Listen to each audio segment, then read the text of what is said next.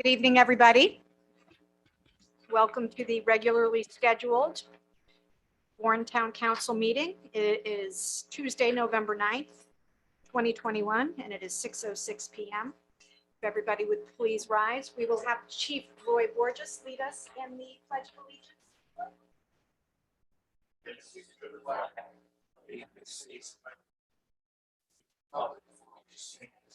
One nation under God, indivisible, with liberty and justice for all.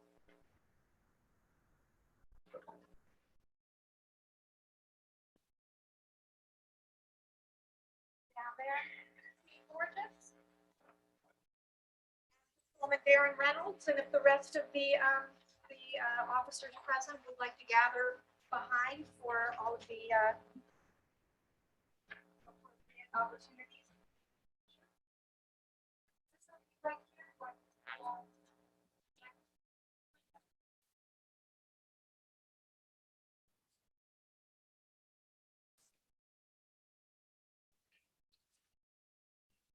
This evening, we are honoring two of our men in uniform. We'll start with a certificate of recognition for Patrolman Darren Reynolds. Whereas he has served the Warren Police Department for the last few years with basic training, and his self-driven, proactive personality has made impressive number of arrests for DUI impaired driving, as well as issuing several hundred traffic citations, which led to safer roads and reduced harm to others. And whereas during the COVID pandemic, Officer Reynolds continued to progress forward with the decrease in arrests and citations, all that can be contributed to the department's safeguards and policies put in place for officer safety during the pandemic. And whereas he continues to strive with his proactive attitude, making our highways safer, and participates in all categories of the highway safety campaigns offered.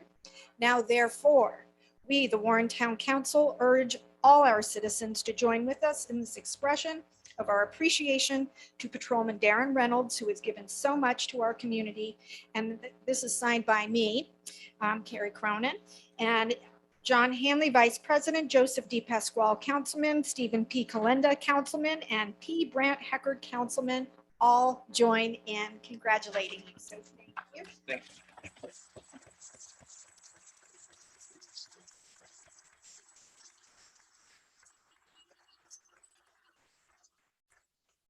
Would you like to say a few words? Stop, Jim. Next, we have a certificate of recognition for Police Chief Roy Borges.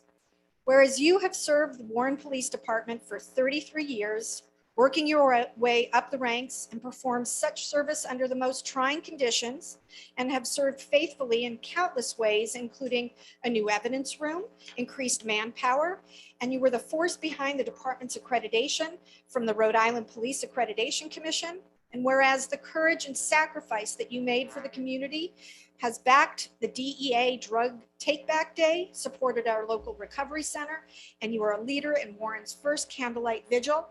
And whereas under your leadership, the town of Warren has been recognized as one of the state's first safe stations, and on how important the coalition is to this community. Now, therefore, we, the Warren Town Council, urge all of our citizens to join with us in this expression of our appreciation to Police Chief Roy Borges, who has given so much to the community. And again, it is signed by me and John Hanley, Joseph D. Pasquale, Stephen P. Kalenda, and P. Brant Heckard, but there's more.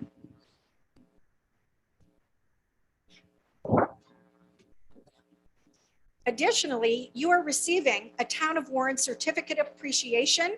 Chief Borges, Roy Borges, we recognize and appreciate all that you do to keep us safe.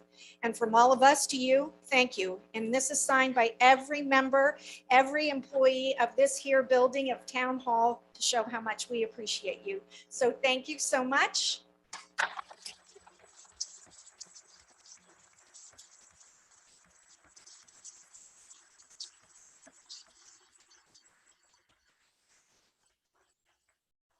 Again, I just want to thank the Warren Town Council for the recognition here today, the men and women of the Warren Police Department for their support, and I wouldn't do all these things without their assistance.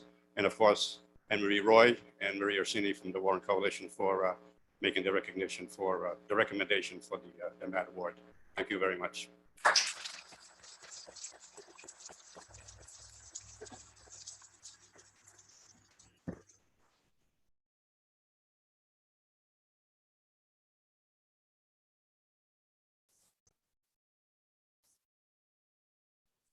Thank you.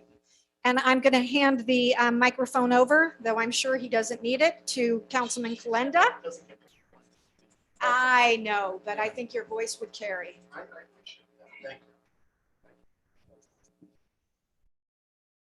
Good evening. I also have a letter certificate of appreciation and recognition for the Narragansett Fire Company, which is Engine 3.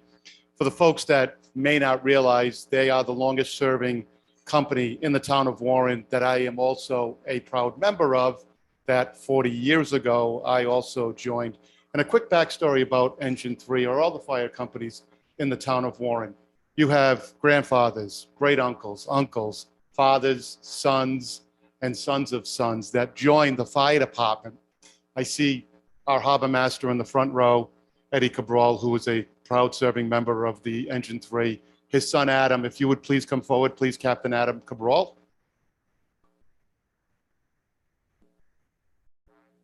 And that's the tradition with the fire department in the town of Warren, is that generations of generations of generations serve this fine organization. And in the middle of winter, they're going out in the middle of rainstorms, in the middle of hurricanes, and they're serving and stuff that gets done behind the scenes that we just don't realize. So without further ado, I'm gonna have to put my glasses on now.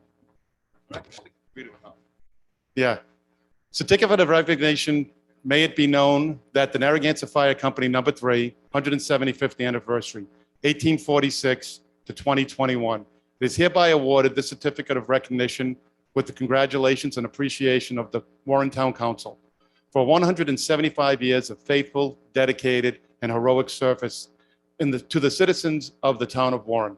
On this day, we recognize Narragansett Engine Company number 3 and their tradition of excellence and express our gratitude to all members, past and present, and their families. Presented to you this day, November the 9th, 2024, signed by our President, Carrie M. Cronin, Vice President John W. Hanley, Joseph DePasquale, Stephen Kalenda, and P. Brant Eckert. Congratulations, Captain. Thank you. Well, John.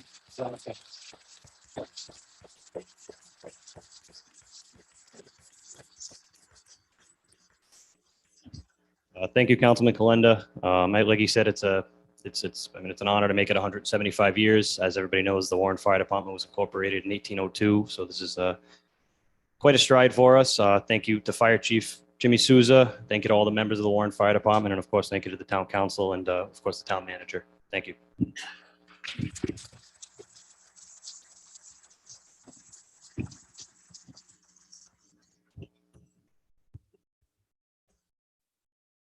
Righty. So at the beginning of the meeting, thank you. We offer the public time to make a comment, come forward, ask a question. No action can be taken. Is there anybody here who has anything to share during this public comment time? Hearing none. We will move forward with the agenda, and I'm going to do my very level-headed best to get us through in an orderly fashion. This evening, we're going to be addressing all of the renewals of permits, and there's going to be a lot of jumping around in the agenda. So first off, our interviews. There is a position open on the Conservation Commission board with no applicants. So anybody who's in the room or listening out there, it's a great way to get involved and serve the community. Please apply. You can do it online. Next in red is Voluntary Historic District Committee Board of Appeals. That is in red because later on in the agenda under ordinances, we will address the removal of that board. Next, we have appointments. And this evening, we are excited to have the ratification of appointment of Matthew Cabral as building and zoning official. Manager Michaud, would you like to take over now? Sure. The council members have a memo in their packet regarding the appointment of Matthew Grohl as the building and zoning official. Mr. Grohl is ICC certified. He's a Rhode Island eligible building official, so he will be ready to jump right in. And he's here this evening. I don't know, Matt, if you'd like to maybe stand up so that we know who you are. There's Matt. Welcome. And Well, with the council's ratification, we're very excited to move forward, get this position filled and get to work. well, you come highly recommended by Manager Michaud, so I would entertain a motion. Council President, I'll make a motion to approve the ratification of appointment for Matthew Cabral as our building and zoning official. I'll second that. All in favor? Aye. Aye. I also would like to note, just many thanks to those in the office as stated in the memo. We have Maya Gammon, Kevin Aubie and Rhonda Fortin, who have all gone above and beyond to assist in this interim period. And just many thanks to them for that good work. I support that and agree. Thank you.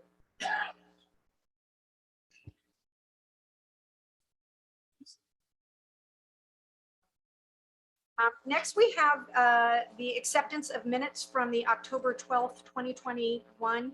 I would ask that whomever makes the motion to approve would stipulate as amended. There was one I saw change the, made.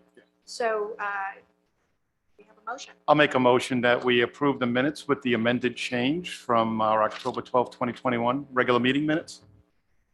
Second. All in favor? Aye. Aye. It's passed. Next is consent agenda. So for those following along on the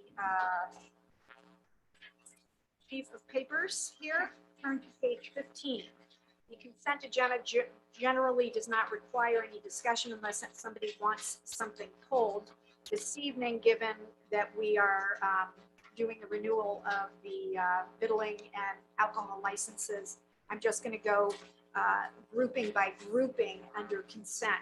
It has been brought to my attention by Chief Souza, Fire Chief Souza, that we make contingent the approvals of 3 of the Class BV license holders. And we will, that would be Perfect Picnic Hospitality LLC doing business as Uptown Food and Spirits, and Renegade Restaurant Group LLC doing business as the Revival, and the Cary Corporation doing business as the Square Peg, pending their fire approvals. I'm quite certain it will all be fine, but we just need to be perfectly clear about that. So in the consent agenda, first there are the Class BVL licenses, the Class BV licenses, the Class D licenses, and then we'll do those first. Those are P1. So unless anybody has any reason for those not to be approved, let me know. Otherwise, there's P2, which is the request for renewal of yearly entertainment licenses. P3, the request for renewal of game machine pool table licenses. P4, which is the request for renewal of the bowling alley license. P5, and again, if any member of the council has any reason to pull any of these, do let me know. P5, request renewal for outdoor dining. Those both have the Revival and Square Peg included. So again, pending their fire approval. P6 is request for New Year's Eve extended hours. P7, request for New Year's Eve extended hours. These are more just traditional consent ones. It's the renewals that are more considered here or need to be pulled out. So with that, do we have a motion to approve the consent agenda with the caveat that those businesses mentioned bring their fire inspections up to date? Pending review by the fire. All in favor? Aye. All right. That was easier than I thought. So back to page 2.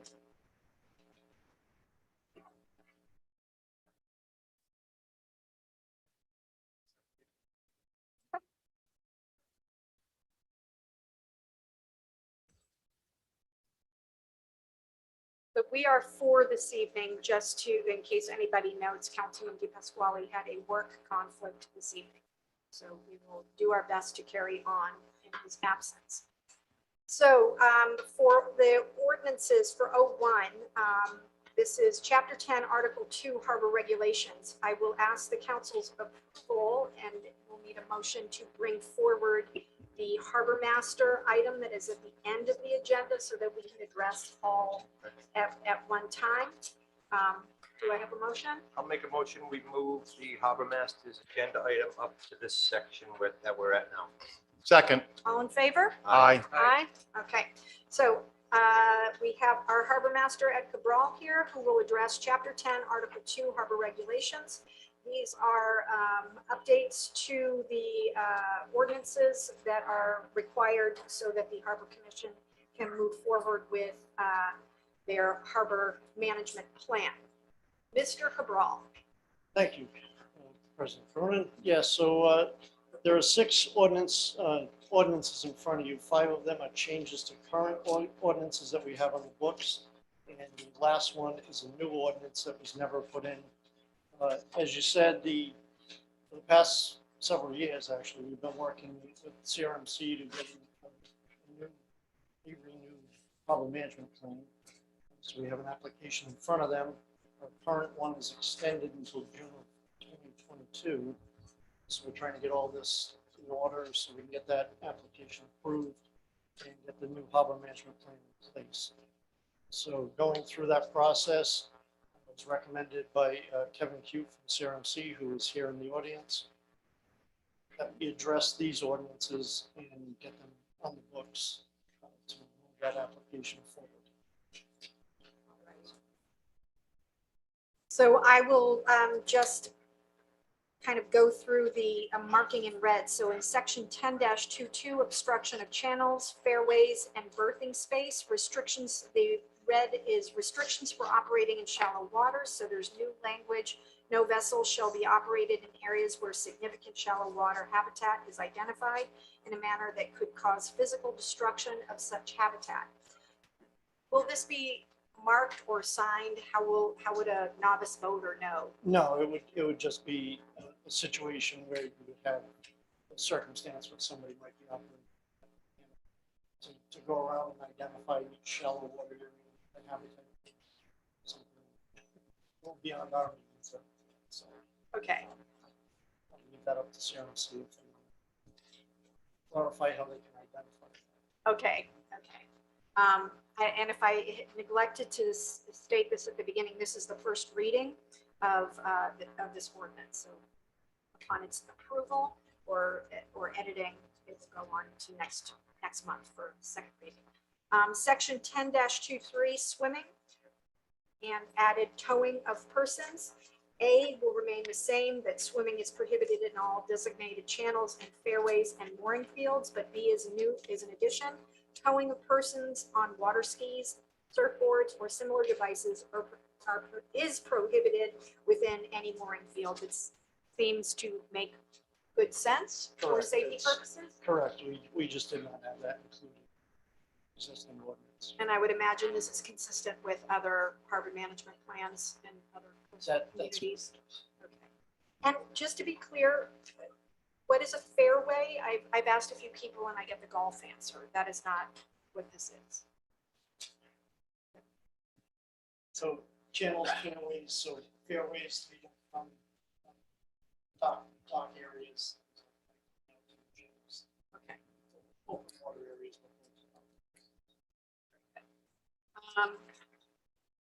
Continuing on, section 10-27, marine toilets.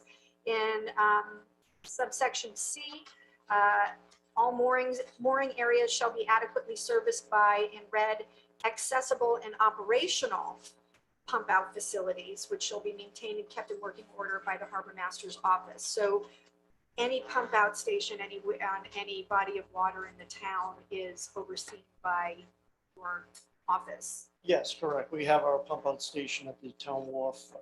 They just wanted the wording that would be accessible and Okay. Question, Harbor Master, all mooring areas need these and these are installed by the town and maintained by the town. So we have the one station at the docks on the Warren Riverside. I- Services those mooring fields. Yes. And Bristol has a pump out boat. We have an agreement, we have a joint agreement. with them. They handle Okay. it remotely. So that's how the other ones are handled. That's what it Okay. is. Thank you. Well, section 10-41, placement of private and commercial moorings.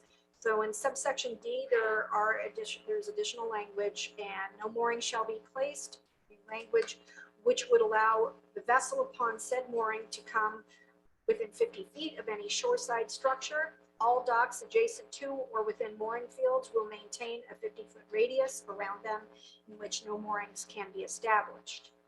So this again seems pretty much just for safety purposes. Yeah, so the 50-foot requirement is something that CRMC has in place, that they require of us to put into our ordinances. Okay, Again, that's one of the wordings they wanted added in, so, okay.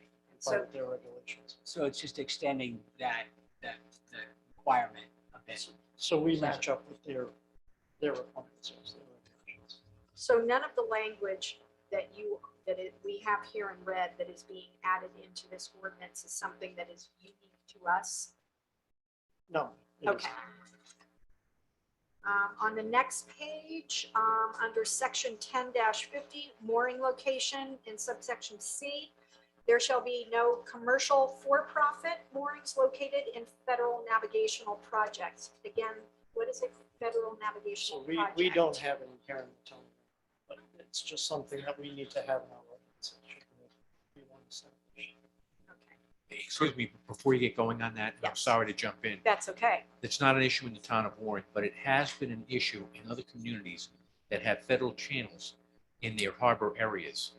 And the question is whether or not you can have these commercial moorings in there. The CMC has determined that should not be the case. It's something that is advisable in all harbor management plans. And that's why it's included in this one. Okay.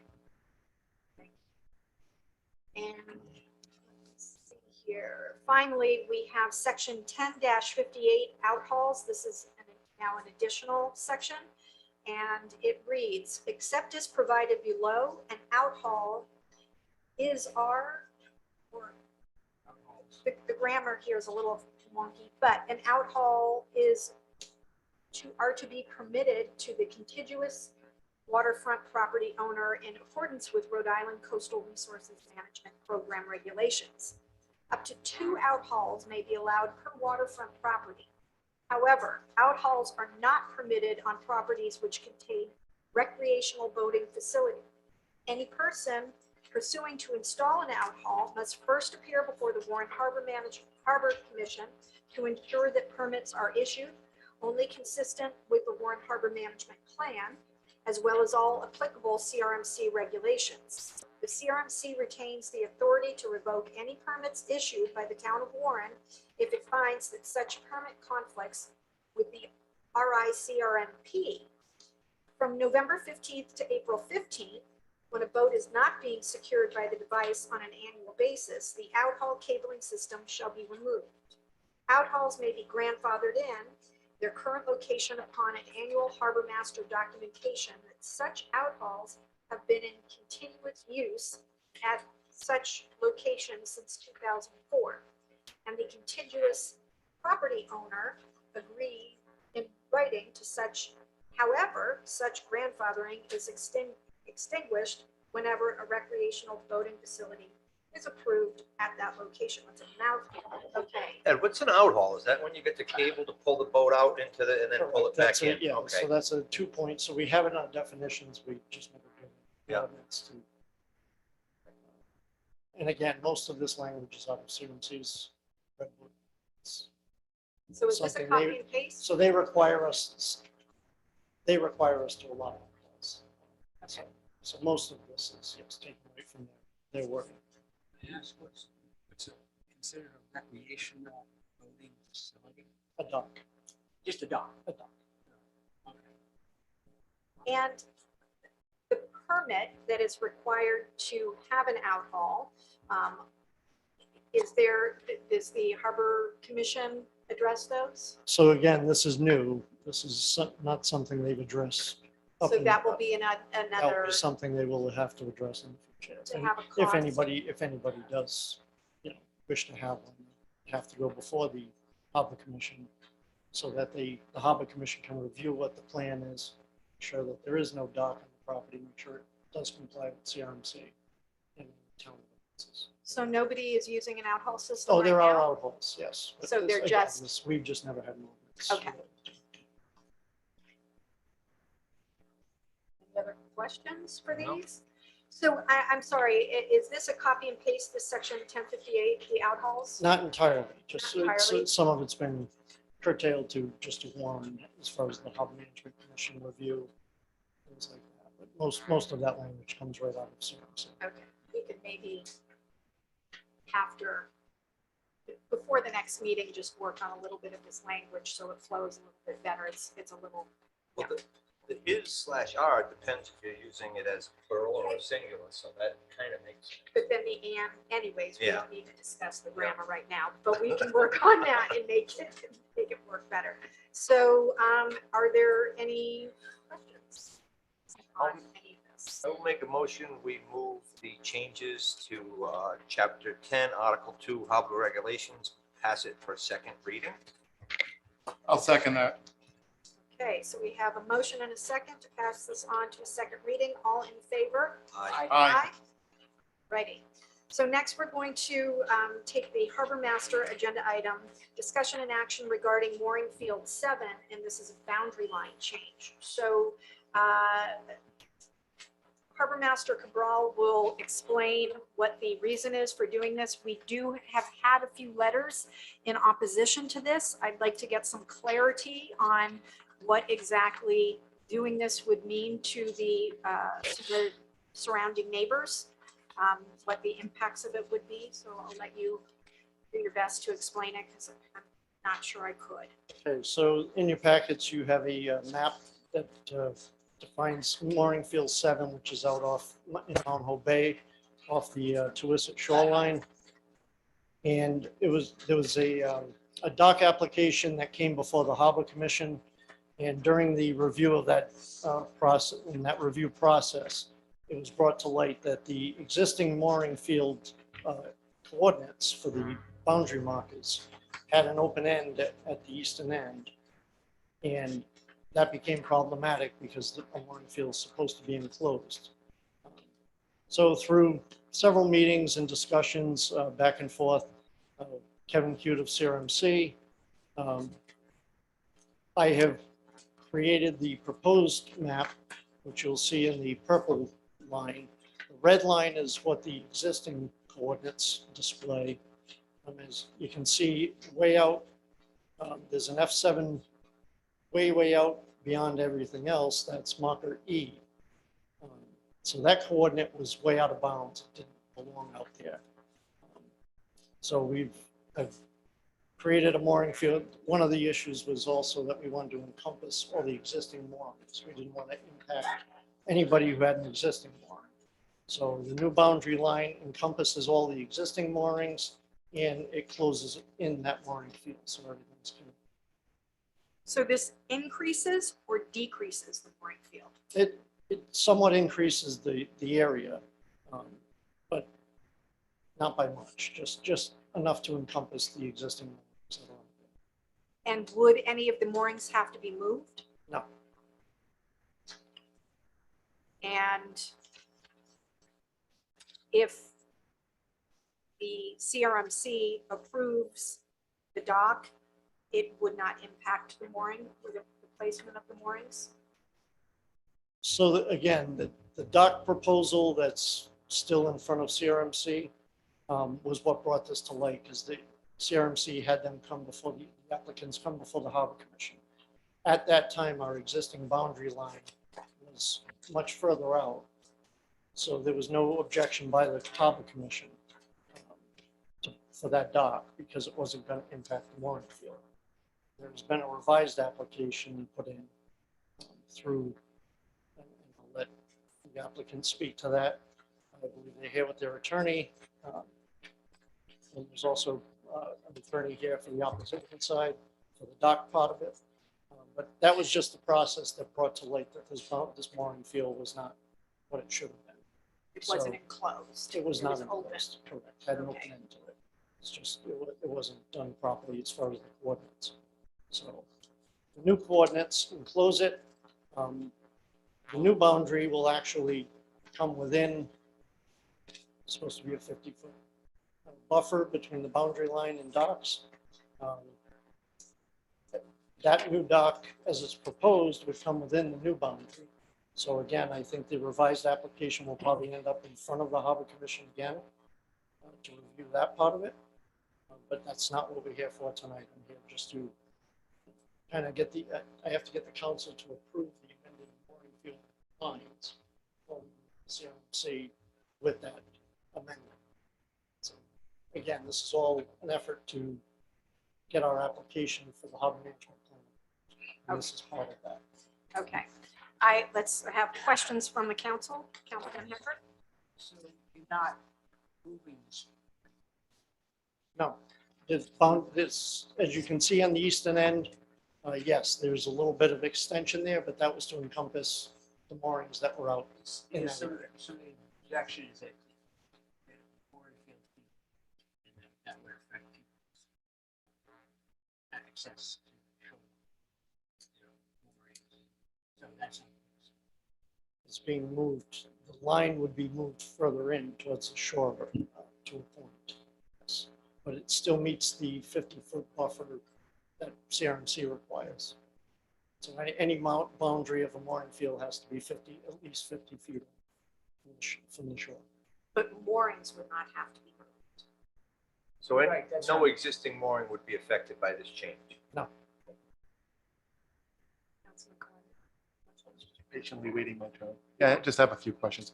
Ed, I'm looking at Exhibit 3 and then I'm looking at Exhibit 5. Okay.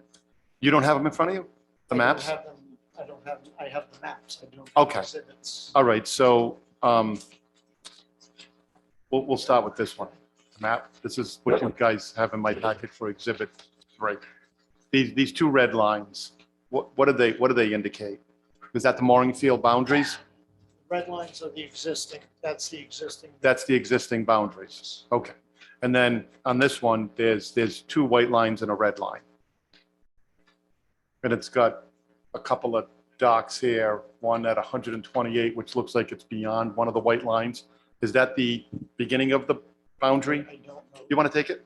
Yeah. Yeah, I feel, Is this provided by someone else? came from my clerks.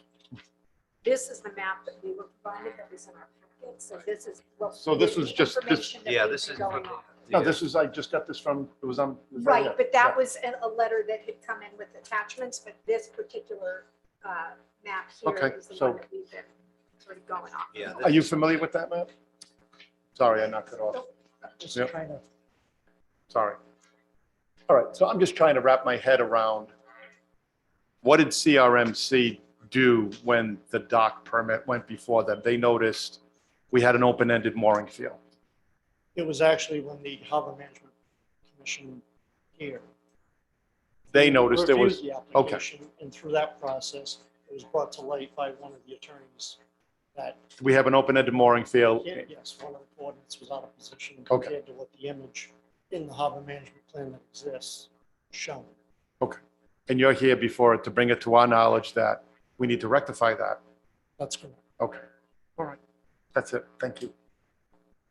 All right, so in the room this evening, we have some people who would like to put a dock up.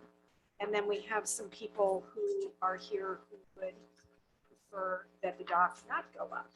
So why don't, We also have Kevin Cute from CRMC. and we also have Kevin Hsu from CRMC. Hi, so why don't we first hear from the party who would like to put a dock up and come forward, introduce yourself. Our Deputy Clerk, Ms. Capaldi, will give you a sanitized microphone. Please be sure to speak directly into it so we can all hear, and so the YouTube audience Thank you very much. My name is Scott Spear. I'm a resident of the town. I'm an attorney with an office in Providence.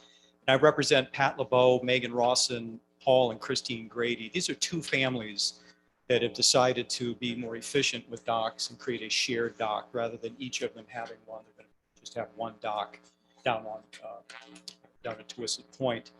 They filed an application with CRMC, which they have every right to do. It's been processing through CRMC. As the harbor master pointed out, the matter had to go before the Harbor Management Commission here for a review and a recommendation. Harbor Management Commission issued a favorable recommendation to the dock. Unfortunately, it was discovered that the mooring field coordinates were out of line with the diagram and had to be fixed. So we're in a procedural issue here. CRMC will not let the application move forward. It hasn't even gone to a hearing yet until this issue is fixed, because they have to know where the boundary lines are to be able to measure where the dock is, how close it is to things, and make a determination.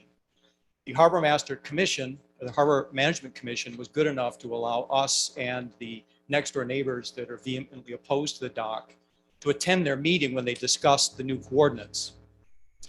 The people that are opposed to the dock want to jockey the coordinates around in such a way that will interfere with the ability for the dock to be constructed. So their agenda is to make the mooring field impossible for a dock to be constructed in to stop my client from moving forward. My client would love to see the mooring field pushed out to make it easier for a dock to go in. After voluminous debate before the commission decided to follow this plan that's in front of you, which was the plan that they created before my client or the people that are opposed to the dock even spoke to the issue. This plan that you have in front of you is something that was generated by the harbor master, looked on by the commission, and in their infinite wisdom and their experience with mooring fields, thought that this would be the best plan in the best interest of the community and the people that already have moorings out there. That's all you're looking at. Their opinion on what's best for the town. This mooring field has nothing to do with the dock. It's just a procedural issue that my client has to work through. Once this is approved, we will have a hearing before CRMC. The people that are opposed to the dock can come to that hearing as well and continue to fight the dock. But we can't move forward with our application until the town fixes the problem that was inherent in the plan that nobody knew existed until this plan was still our application was filed. We think it's fine. Is it most favorable to us? Absolutely not. Can we live with it? Absolutely. Do we think it's in the best interest of the town? Absolutely. Does it work? Yes. Does it interfere with anybody's rights? No. Does anyone's moorings have to be moved? No. Is it an advantage for the dock? No. The only issue is the objectors want to deep six this, push it back, find a way to stop the dock from being constructed. Okay, so just to be clear to everybody here this evening, our exclusive decision is to discuss and take action on the movement of the boundary line for the mooring field number 7.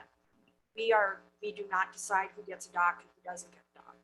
That whole process is decided by others, ultimately CRMC. So we're happy to hear briefly why you feel that this mooring boundary line should be changed, but know that it is not our position to approve or deny a dock. That's not why we're sitting here. So I'm happy to hear why from the other party, why you feel that the boundary line should not be moved in such a way that it would create an enclosed boundary as is required, and why? Good evening, Council President, members of the council. My name is Christopher DeVideo. I represent Kate and Steve Lundeen. They're over there. They reside at 68 Brownell Street. Just as an initial matter, we're not trying to prevent the neighbors from having a dock. Right? It's just the docks, plural, that have been proposed that we're objecting to. So let me just maybe give some history behind this matter. So initially, there's an application submitted back in September-ish of, well, maybe even earlier than that, 2020. It was 180 feet from mean low. It's important to know mean low tide, not mean high, mean low, 108 feet out. The reason why it came to our attention is because the CRMC regulations indicate or state that any dock over 50 feet requires a variance. So they had that. So because a variance was required, my clients received public notice. That's standard procedure. And they did submit an objection to my assistance to the CRMC for this dock at 108 feet, seeking a variance for a dock greater than 50 feet. The next month in October, now of course that application did not indicate anything about the mooring field location. It's only the 50-foot, exceeding 50-foot variance. October, the application for the 108-foot dock came in front of the Harbor Management Commission. They issued a letter of no objection, okay, related to, no objection based on the mooring field. So that would be their purview, the Harbor Management Commission, that if a dock is being proposed within 50 feet of a mooring field, that they would have the opportunity to object. They didn't object, and I'll explain to you why they didn't object. So if you go into the packet that is provided, Exhibit 2. That's a picture of the mooring field 7 in the existing harbor management plan. Exhibit 2. Okay? You'll notice on there are coordinates. I guess you would call it down the bottom, top left. A, B, C, D, and note E. E. Do you see where E is? E is just off of Tuisset Point. I believe that's Tuisset Point. It's a point, correct? So somebody in their wisdom, when they were creating mooring field 7, they provided the coordinates. You'll see the coordinates are located. The state plane and other. There's two different types of coordinates: state plane and other coordinates. But clearly, E was intended to be just off of Tuisset Point. Now we turn to Exhibit 3, which was just shown to you by Mr. Crowe. And I want to also mention, just as an aside. This is all very fascinating, and we all received all of this, and Yep. I'm pretty sure we've all read it. We really appreciate you getting to the point of why creating I this will. mooring, the Yes. line is. If you just indulge me for one moment, Council President, I also want to mention that Ed Cabral has been a perfect gentleman, very helpful civil servant. I want to remind that. Okay, so when we brought it to the attention of the Harbor Management Commission that we believe this dock was going to be within 50 feet, Mr. Cabral plotted out the coordinates, and and noted that E was way out into the water. Okay, and it just clearly was in an erroneous location. Okay.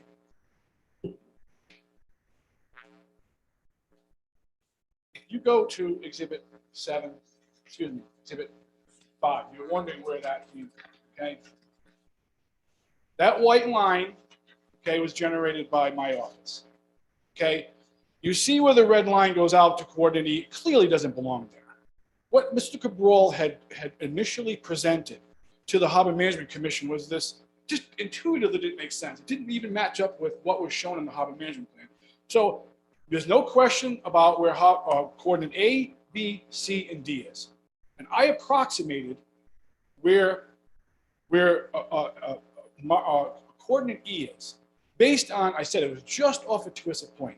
So this is truly the white line, probably the closest approximation as to what the mooring field 7 location is, as shown in the Harbor Management Plan and as intended by the coordinates. To try to tie in E, even the applicant resubmitted an application recognizing that coordinate E was just erroneous. So, okay, so where is the mooring field? I believe the mooring field is here. Okay, it is about 60 feet about 60 feet from mean low high from the proposed dock. Okay.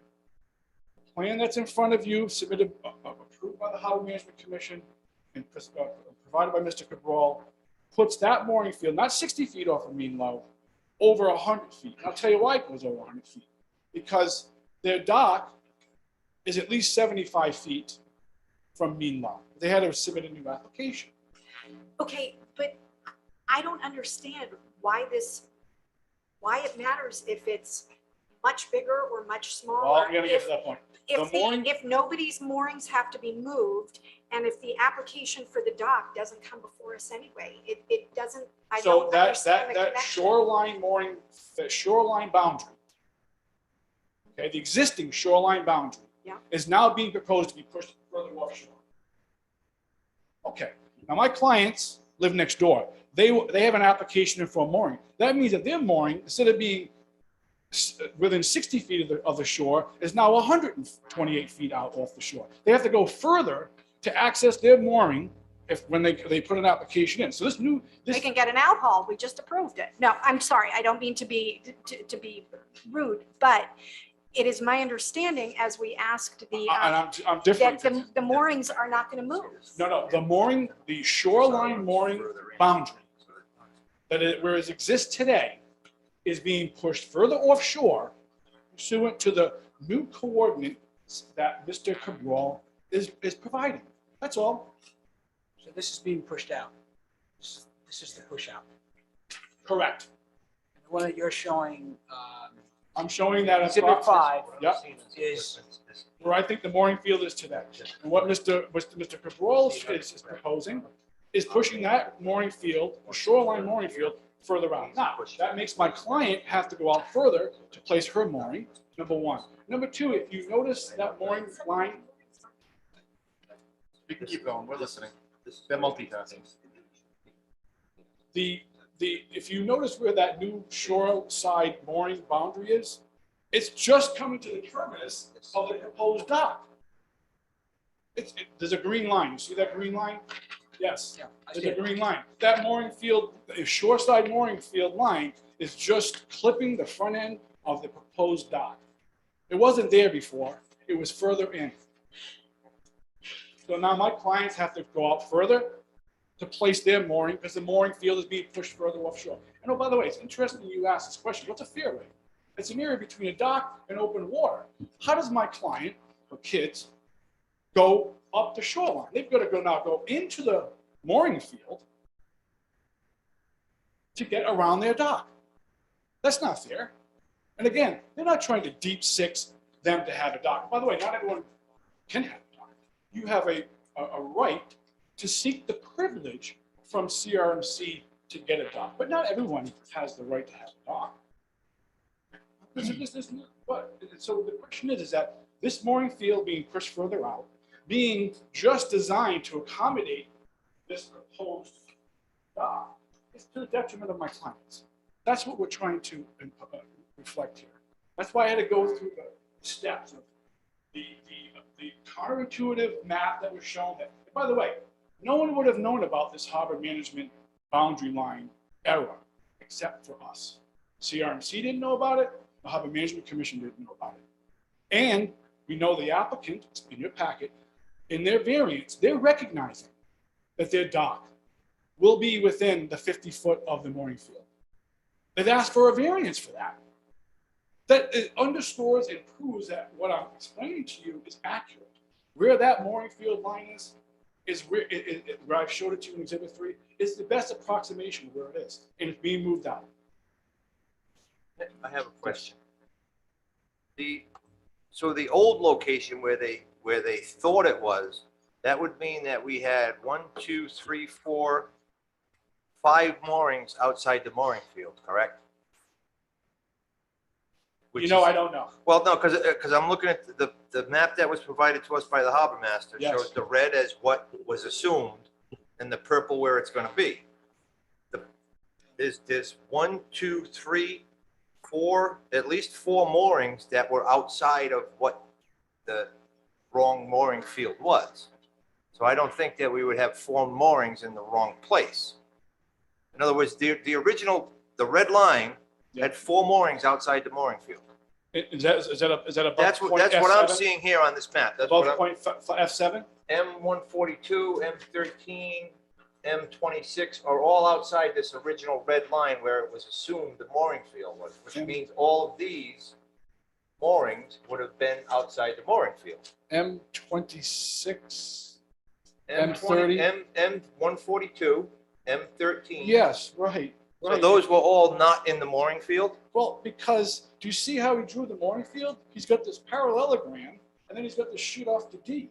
He's trying to tie in E, going from A. Correct, because there's a bend in the shoreline. But he goes from B to E, which is F7. E was an erroneous coordinate. So just don't even look at that. What was Coucil prepared way back in the beginning.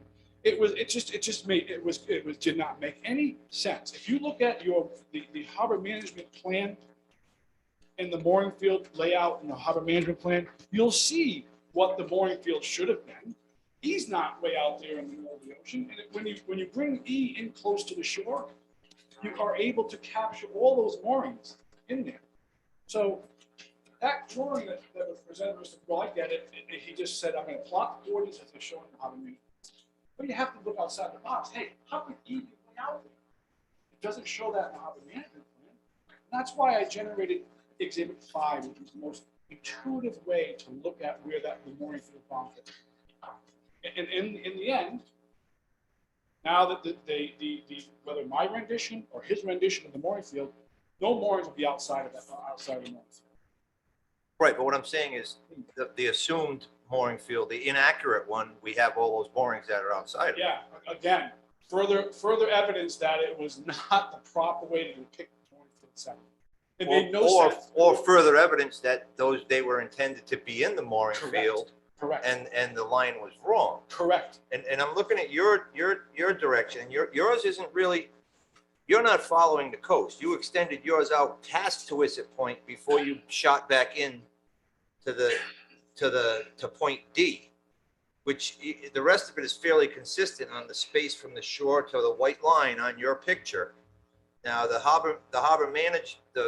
of the managers are proposing a kind of off Tuisset Point where the actual pivot would be, because that's where the shore pivots. And then it would stay kind of closer to parallel as the other line, whereas yours is extending it way past Tuisset Point when it should be pivoting at the point where the shore pivots, not where, you know. And if you were to connect D to where you think E should be, which is just to the left of that dock at Tuisset Point, it would cut right through that dock that exists. That's principally why I drew it that way, so that only field would not capture the dock just north of Tuisset Point. Either way, that if you went D to where you think it is, this would be a straight line from D to the point off of Tuisset Point. It's still capturing it. My line from A to E, okay, it parallels the shoreline for the most part. And what it does is it shows in the location of the proposed dock, 60 from the mean level. There's been no effort on the applicant provided to you is conceded that their dock will be within 50 feet of the line. The microphone, yeah. Apologize. Apologize for that. So, at the end of the day, look, I know sounds like our position is we don't want to deep six their application. We know that you're not here to decide yay or nay on their application. Right? All we're saying is we don't want that mooring field pushed further offshore. Why? Because it's going to create a detriment to them when they want to place their mooring field. And you talked about a fairway between the dock and open water. How did my client get around this dock? They'll be in the fairway where there's no swimming allowed. There's no swimming allowed in the mooring field. Further, why my client is harmed by this approach to moving this mooring field. And if they don't get the dock, so be it. Not everyone gets a dock. And oh, by the way, what's going to happen? Everybody who puts a dock along that shore now, you're going to have to change that mooring field yet again or create another load around every dock that exists. If you look down the shore, there are existing docks. They're not these square things around them. They're trying to create this lobe or a buffer around those docks, so there's nothing going to be within 50 feet. Every time a dock is going to come up, they're going to have to either change the boundary or. Okay, here's what I'm going to say. I would like to hear from CRMC at this point. But at some point, I know that my clients did want to address you directly, if possible. Okay.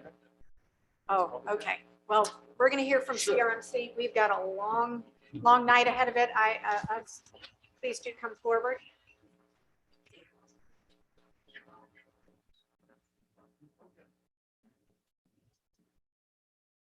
Good evening. Good Good evening. evening. That's loud enough? I Good. think so. All right, let me introduce myself. I'm Kevin Cute. I'm with the Coastal Resources Management Council in the policy section. And I just want to be very clear, very respectful, very polite, but very clear. I am not going to answer a single question about docks. That is not what I'm here for. I was invited to come here and comment on the proposed changes to the harbor ordinance that Ed has already explained to you in detail, that you said you've passed on for a second reading. I completely agree with that move. And then also Mooring Field 7, the amended map. I'm speaking strictly from CRMC's Consistency Review Authority.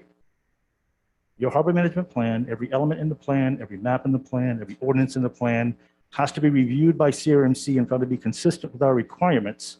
Because when we approve a municipal harbor management plan, we are in fact conferring state authority to manage state property to a municipality that would have no authority to do so otherwise. So this is it, but it's really, quite frankly, to me, it's a simple standard operating procedure to just review a harbor management plan, all the elements, find them consistent, and if not, make recommendations to bring them into consistency. And in this particular case, the Mooring Field 7 I've reviewed it. It is entirely consistent with CRMC's requirements. The two things we look at are you have to have at least a minimum 50-foot setback from the shore. And in this case, that exceeds that. So that easily meets our requirement. Then the only other requirement is that all the vessels have to be enclosed by the mooring field. And that was discussed by Ed earlier. So I just want everyone to know that those are the only two issues that I'm here to discuss tonight. And I just wanted to let you know that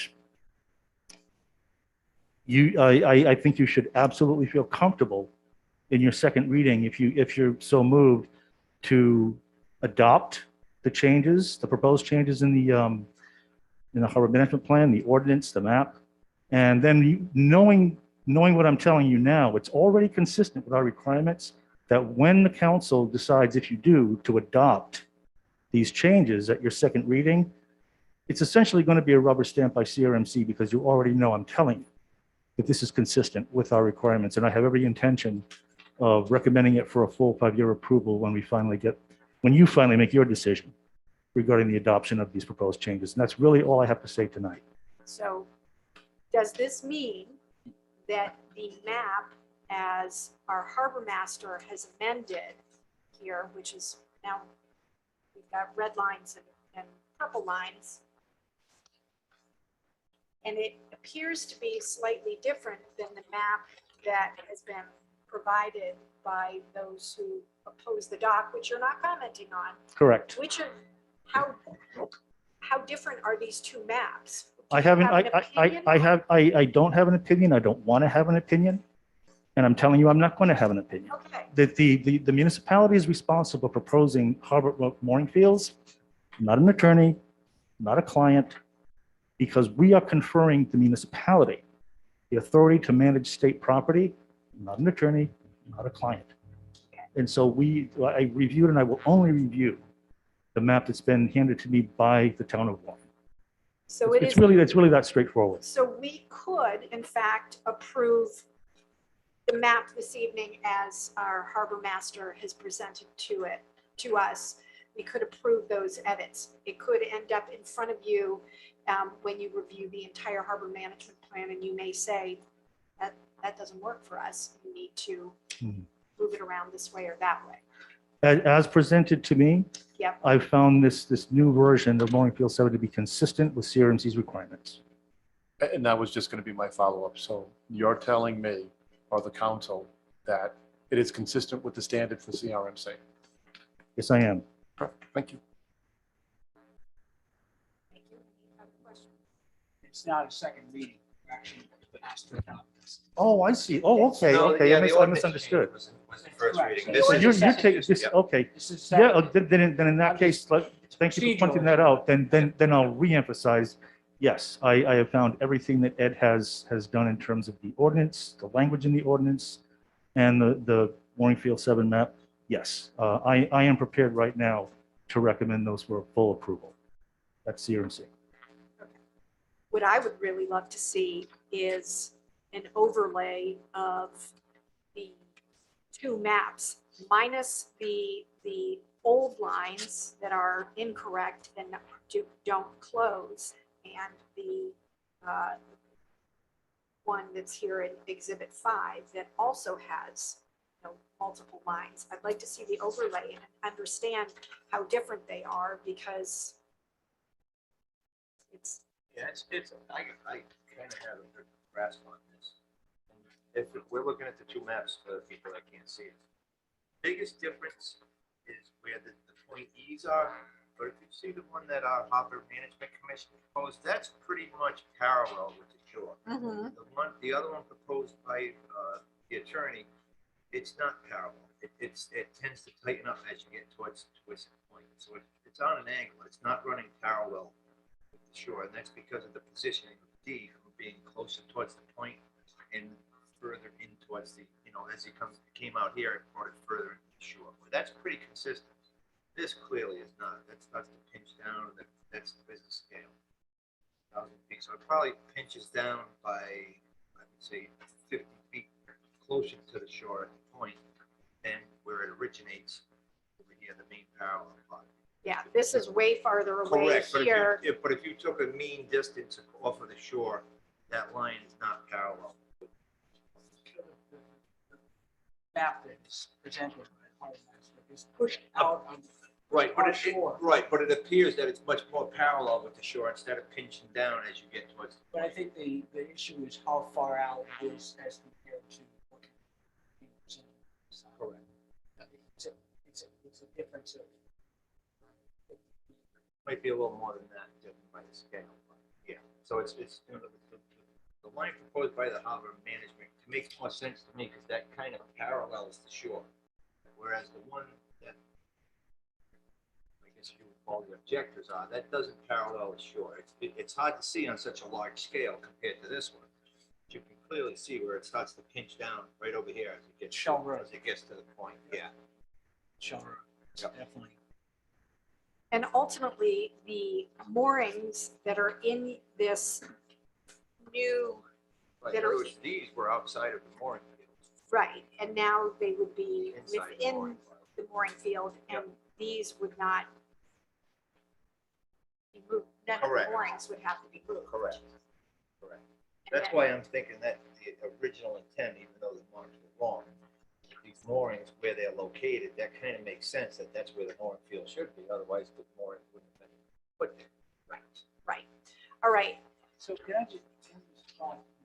Yeah. So from your perspective, whether that line is offshore by 50 feet or 75 feet, you're just concerned about, is it more or less correct according to our standards? Yeah, all we're concerned about in this case is that any proposed mooring field map show a boundary line parallel to the shore that is a minimum of 50 feet from the mean low tide line. And this certainly meets that. And that is CRMC's only concern. How far out it is, it's not our concern. We just need to know you've got that setback in place. okay. I will let the Lundin speak very quickly, because I mean, I don't know how much more information we can take in. And again, we're only approving this evening a boundary line, nothing to do with the dock. That's not our business. Thank you for giving us a brief moment to speak. I just want to correct some comments that were made earlier. If you don't mind, names and address. Oh, sure. for the Yes. My name audience. is Kate Lundin. This is my husband, Steve Lundin. We live at 68 Brownell Street, which is adjacent to where the proposed dock would be built. I just want to clarify things from our perspective. Having gone through this process now for over a year and followed along and attended almost every single Warren Harbor Management Commission meeting over the last year, if you look at the current harbor management plan and the boundaries from Mooring Field 7, even if point E is incorrect, which we all acknowledge, everyone agrees point E is incorrect. But if you look at the graphic depiction in the current harbor management plan, and then you read the language of the description of the current of mooring field 7 in the current harbor management plan, common sense would tell you, when you look at the new map of mooring field 7, which is being proposed tonight, that there is a material change in the mooring field 7, and it is being pushed out significantly offshore. Having been through this process for over a year now, it is clear to us that the mooring field boundaries are being pushed out to accommodate this dock proposal. You can't, it's all intertwined, it's all related. Moving the mooring field 7 boundary out will make it easier for this dock to be passed. The dock needs 2 variances, the mooring field and the length of the dock. If you change the mooring field boundaries tonight, it'll make it easier. The mooring field 7 boundaries are being changed to accommodate the dock proposal. That is clear to us. Do you have anything you want to add? The only issue is instead of getting pushed out further offshore, it is an inconvenience to the community. In fact, I think you received a letter from a neighbor that expressed their concern about the mooring field being further pushed offshore. We did, but I'm still hung up on the fact that the harbor master insists, after multiple questions, that the moorings will not move. The moorings will remain where they are. The boundary line of the mooring field may increase, but where the moorings are placed, they're not going to move. So whomever is attached to those moorings has to go no farther to get to them. Yeah, I don't see any moorings that the shoreline boundary is pushing out. There's no legal moorings So if inside that line. A new mooring would obviously have to be outside that line, but there's no existing moorings inside that line. May I ask, which one is your mooring? So you have a mooring? we're in the process of rehabbing a mooring. I know we are running out of time, but there's a couple of points that I think are very relevant. One is that at the October 4th Warren Harbor Management Commission meeting, there was a lengthy discussion about the increased demand in moorings and the increased demand by the entire community to visit Warren and beyond to use our water. There are wait lists for many of the mooring fields in the Warren community. I don't believe there is for mooring field 7, but that could change. Given the increased demand, it is reasonable to expect that there's going to be increased demand for more moorings. The discussion needs to, it's not only are we moving any of the current moorings, you also need to consider the space, and I don't know all the technical terms, but you need to consider the space between the moorings and for people to be able to safely navigate between the dock and the moorings. And that buffer space is really important. And by this change in the mooring field boundary, pushing it further out to accommodate the dock proposal, if you look at the map from the Warren Harbor Commission, the dock is now butting up, even with the new mooring field, it's jutting up right against the mooring field boundary. And this is an area where a lot of us and many other members of the community are traversing and using those waterways. And so there is a reduction of space for people to navigate, children learning how to sail, kayakers, paddleboarders, swimmers, although I guess we found out today you're not supposed to swim out there. It's not just where the moorings are. Is there enough buffer and is there enough room for people to safely get around all of these obstructions? I actually have a mooring off of Maple Street in Warren, and it's much more congested than this. And I have a 29-foot boat, and I navigate that without any problems. So it's much more congested than this. So it is tough to do, but it's mooring field. You're not supposed to be out there learning to sail in a mooring field. There are children out there learning to Correct, sail. but they shouldn't be in the mooring field learning how to sail. They should be out in the open water learning how to sail. The mooring field is to get to your mooring, get to your tender, get in, and get back out. You shouldn't be learning to sail in a mooring field. That makes no sense. It's difficult enough to sail, never mind with learning how to sail with other boats all over the place. When I'm looking at this, the proposed design makes much more sense to me because of the actual parallelness to the coast. Where the one that your attorney presented, you can clearly see how it starts to shrink down the distance off of Tuisset Point. And why would it get closer to the shore there than it is all the way, the rest of the way around? Points is, why is the mooring field getting pushed out to, what's the exact mean low, 60 feet?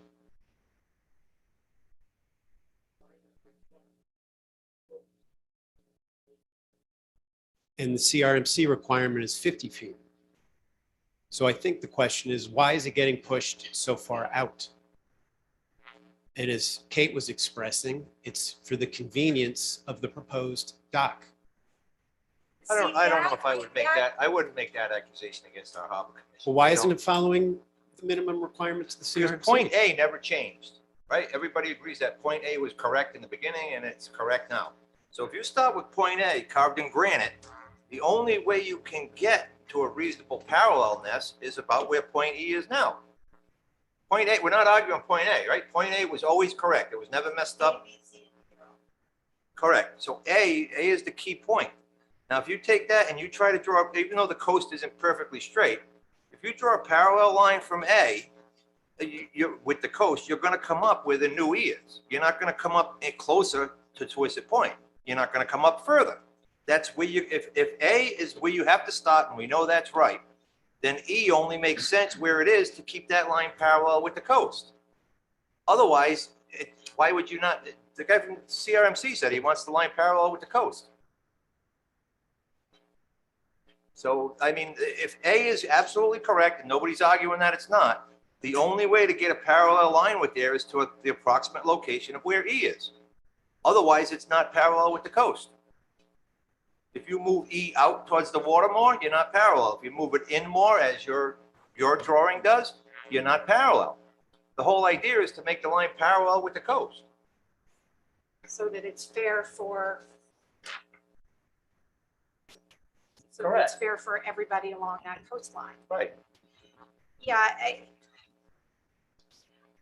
I'm not, when I look at this mooring field and the number of moorings that are there, and understanding that, you know, you've got a variety of different people living in these homes who have moorings and who are using the water in different ways with different ages and capabilities of people.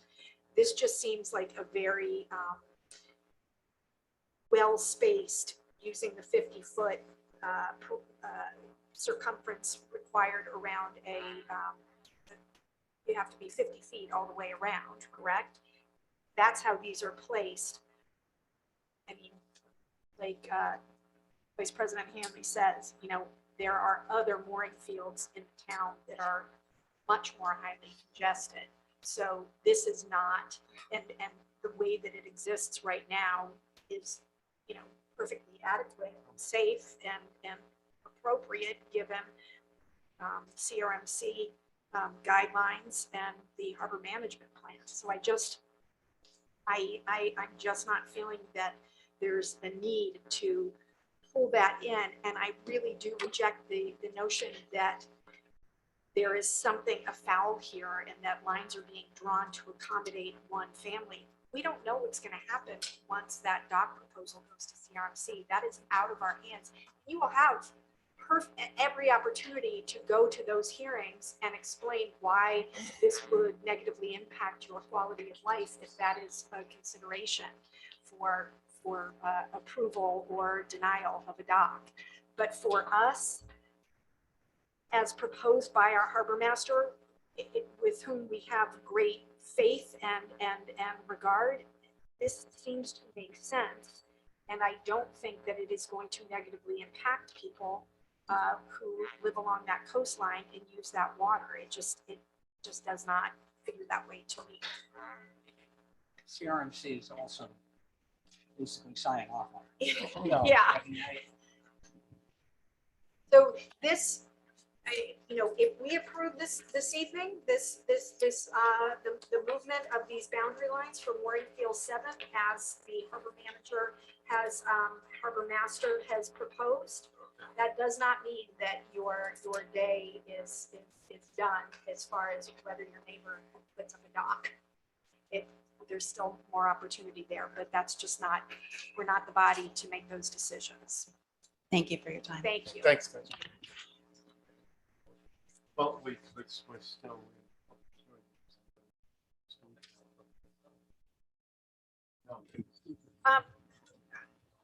We have one more hand up, and then we're going to close this discussion down. Please come forward and identify yourself. Mark Dobbin, 22 Liberty Street. Just a quick comment. I worry about when waterfront land owning residents lawyer up and arbitrate these things in the council. Obviously, it's taken a lot of time. Are the rest of our needs being heard, the silent other 10,000 members of the town who didn't lawyer up and show up to negotiate where this line gets drawn?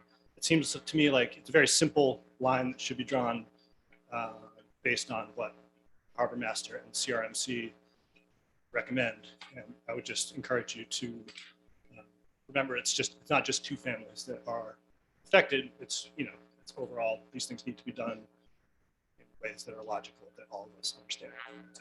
Thank you, Mr. Dobbin. This was not a public hearing. This was a move forward of the Harbor Master's agenda items. So we can entertain a motion. I will make a motion. Well, if you don't mind, Council President. Go Yeah, ahead. so I was just making some notes and I listened very diligently to everybody that spoke. And, when I sit here and I listen to these matters, it brings me back to when I used to sit here as a zoning board official and then the vice chair and then the chair of the zoning official. So it kind of reminded me of some zoning matters. And these are the questions that I asked myself. This is my opinion and how I answered them to where I came to my decision.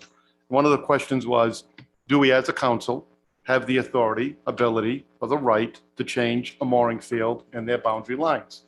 And I've concluded that the answer is yes. And I will look to my solicitor.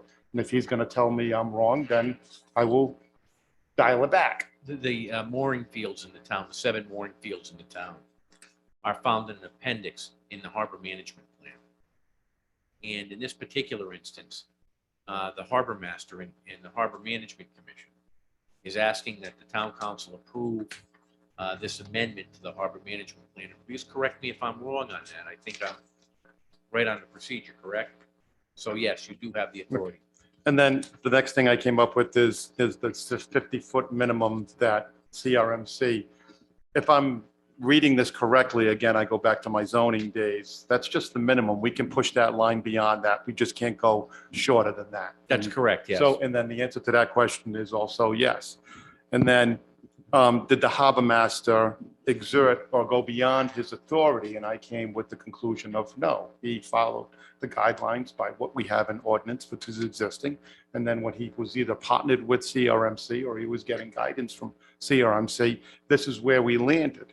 So at the end, the following with whether or not is it an inconvenience or a hardship, these are words that we used to hear all the time in zoning. Unfortunately, that's not really for us to sit and listen and weigh in at. I really believe that that is a CRMC issue where you will be given the opportunity to hear this at a later date and time. I feel our position, what we're sitting here right now, is to determine where this mooring field will land. So, Council President, I thank you, and I thank the audience for allowing me to weigh in for about 60 seconds. And I will defer to Council Vice President. I will make a motion that we approve the changes to mooring field 7 as presented by the harbor master and the harbor commission, in my opinion, acting in good faith and in the best interest of the town of Warren, that we approve these changes. I will second that motion. All in favor? Aye. Aye. Aye. You guys have it. Thank you. Moving on to O2, Chapter 4, Buildings and Building Regulations, Article V11. Can never get those Roman numerals. 7, Voluntary Historic Preservation Program. So at the council's many previous meetings, and as made clear at the beginning of the agenda, we have had a Voluntary Historic District Committee Board of Appeals since the Voluntary Historic District Commission was created in 2013. That's when it was created, was 2013. So in the case when a decision from the Voluntary Historic District Committee was handed down and the applicant wanted to appeal that decision, it would originally go to the Voluntary Historic District Committee Board of Appeals. That Board of Appeals has never met because there has never been an appeal to any decision of the Voluntary Historic District Committee. Thus and so, we've decided that it would make most sense to dissolve that committee and refer any appeals, if there are any, to the zoning board. So there is a little bit of language removal and language addition on this section of the ordinance. So if you are looking at the ordinance on page 6, the second page up at the top, which is subsection E, that all needs to go. That would be removed because it refers to the members of the Board of Appeals and how that group is appointed. And then if you move on to page 9, under section 4-189 appeals, rather than being the Voluntary Historic Preservation Board of Appeals for a hearing, Warren Zoning Board of Appeals is replaced there in appeals of decisions of the committee where they would go. So that, and then on page 10, there is a complete removal of the terms and the size and the of the Board of Appeals that we are looking to remove. Any questions? Not on those. I think this makes sense. We've been discussing this meeting after meeting and why it's necessary to have that Board of Appeals when this can just go to the zoning board. Makes perfect sense. I will motion we move this to a second reading. Whoa, how far are we going? Yeah, Up to page 10, I'm okay. After that, I got issues. No, this is That's, two that's, separate. that's 02. Okay, This is 02 we're talking about. okay. There's an 03 which we can discuss. Okay. This is just 02, which is dissolving the The- appeals board Yep. and putting those appeals in the hands of the Warren Zoning Okay. Board. So it's pretty straightforward. I just want to ask a real quick question, because when I sat in capacity on the zoning board, we had a historic appeal come before us.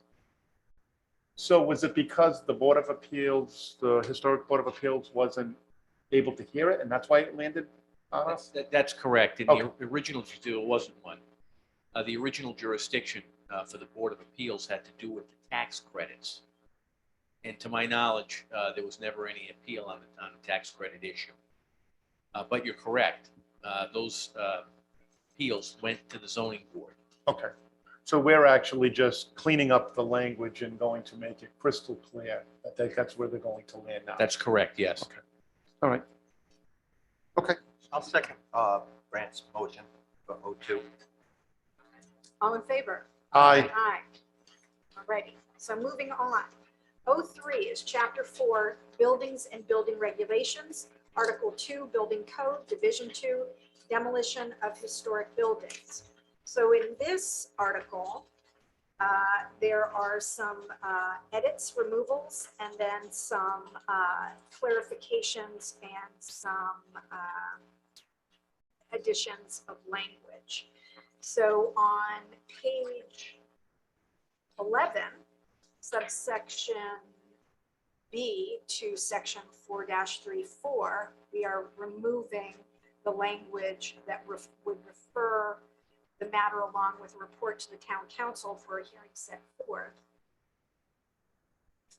and deny a certificate of approval. So the WVHDC would deny a certificate of approval. We can discuss this further, but I just have to mention that there's just a little grammar thing going on down that line. So Yeah, this has taken the authority away from us. In other words, they could make a recommendation, but this right here is giving them the ability to just deny, and that's it. And I don't agree with that change. Correct, Anthony? That takes in other words, instead of them just being an advisory to us, they're taking the decision, the power of the decision, correct? That's true, but what happens is the appeal again goes to the zoning. It becomes a zoning board. It becomes a zoning board matter. Well, it doesn't give them the authority to make the decision. It says they prepare a report and send it to us. So who are they going to prepare the report and send it to? What under this proposal, they're going to follow the procedure that's been going on for the past few years, which is basically deny the certificate of approval, and then it goes to the zoning board for an appeal. There's two, Right, but what I don't understand is why, what is, what's being struck out is refer the matter along with the report to the town council for a hearing. Why doesn't it come to the town council? Or why hasn't it? it's passed? under exterior alterations. And I think the difference is that when you're talking about demolition would go to council, exterior alterations would go to the committee, the commission. And that's the way it's actually written up in the current ordinance right now, which I pulled up. That's the way it's written up. So what this does is just clarifies the language, although I have some issues with the language itself that's being proposed, but it's essentially what is written right now in our ordinance. And so there's two separate. What is essentially written in our ordinance? That the town council is taken out of the equation? Exterior alterations go to the district committee. Yeah, I got a major problem with that too. I wasn't on the council when that got slipped in there. Well, See, the biggest problem I have is 20 years ago, we had a referendum in this town about whether or not we wanted a mandatory historic district. And it was shot down overwhelmingly, okay? And it's still, right, the main chapter of this is voluntary historic. It's not voluntary when you have to do it. See, I got a problem. That's especially when we get further into this, with the changes to the alterations, I disagree with that. That's not what the town wanted 20 years ago when we did the referendum. And somehow we're just slowly eking in there and eking in there and eking in there and getting rid of the voluntary and making it mandatory. It's not a mandatory district. It's voluntary. I have a problem with all of these changes that have taken rights away from people. It shouldn't be that way. It's voluntary. It means you want it, you sign up. Doesn't mean, oh, you didn't sign up, but because you're here, you have to do it.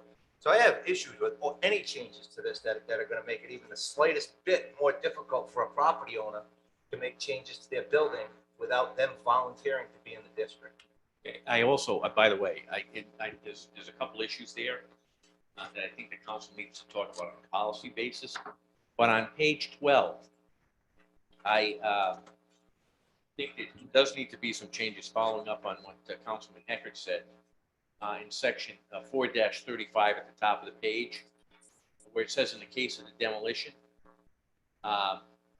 that section should be reserved, and again, you might not like this, but just for clarification purposes.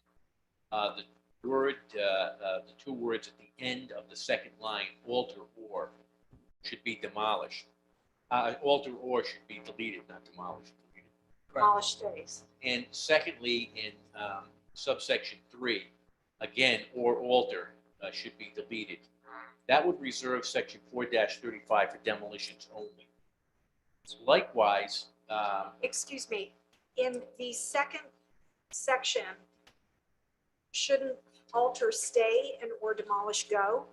Yes. that's in the second section. Yeah. In the second section, in the case of alteration or demolish should be deleted, Okay. Right, okay? right. That's Okay. right. And I think that's, It was redundant language in both sides of that. yes, I think that addresses your concerns. It doesn't. That's correct, my concerns. If I could respond. So back to page 11, 4-34 subsection B. I will read this. It says, the WVHDC, that's the Warren Voluntary Historic District Committee, shall review the permit at a meeting with public participation.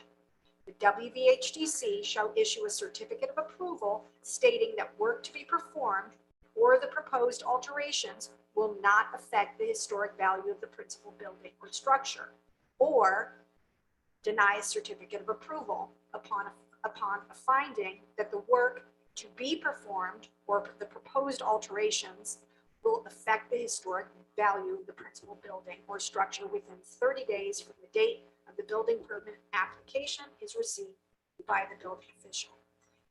So this removes the referral of the certificate of approval from the council. We're not going to be approving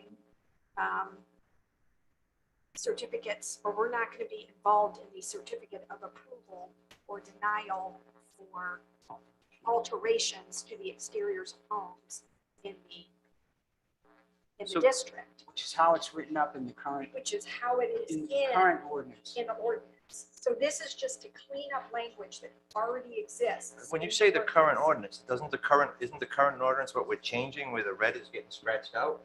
The is it correct? The ordinance as it exists in Unicode does not agree with this, correct?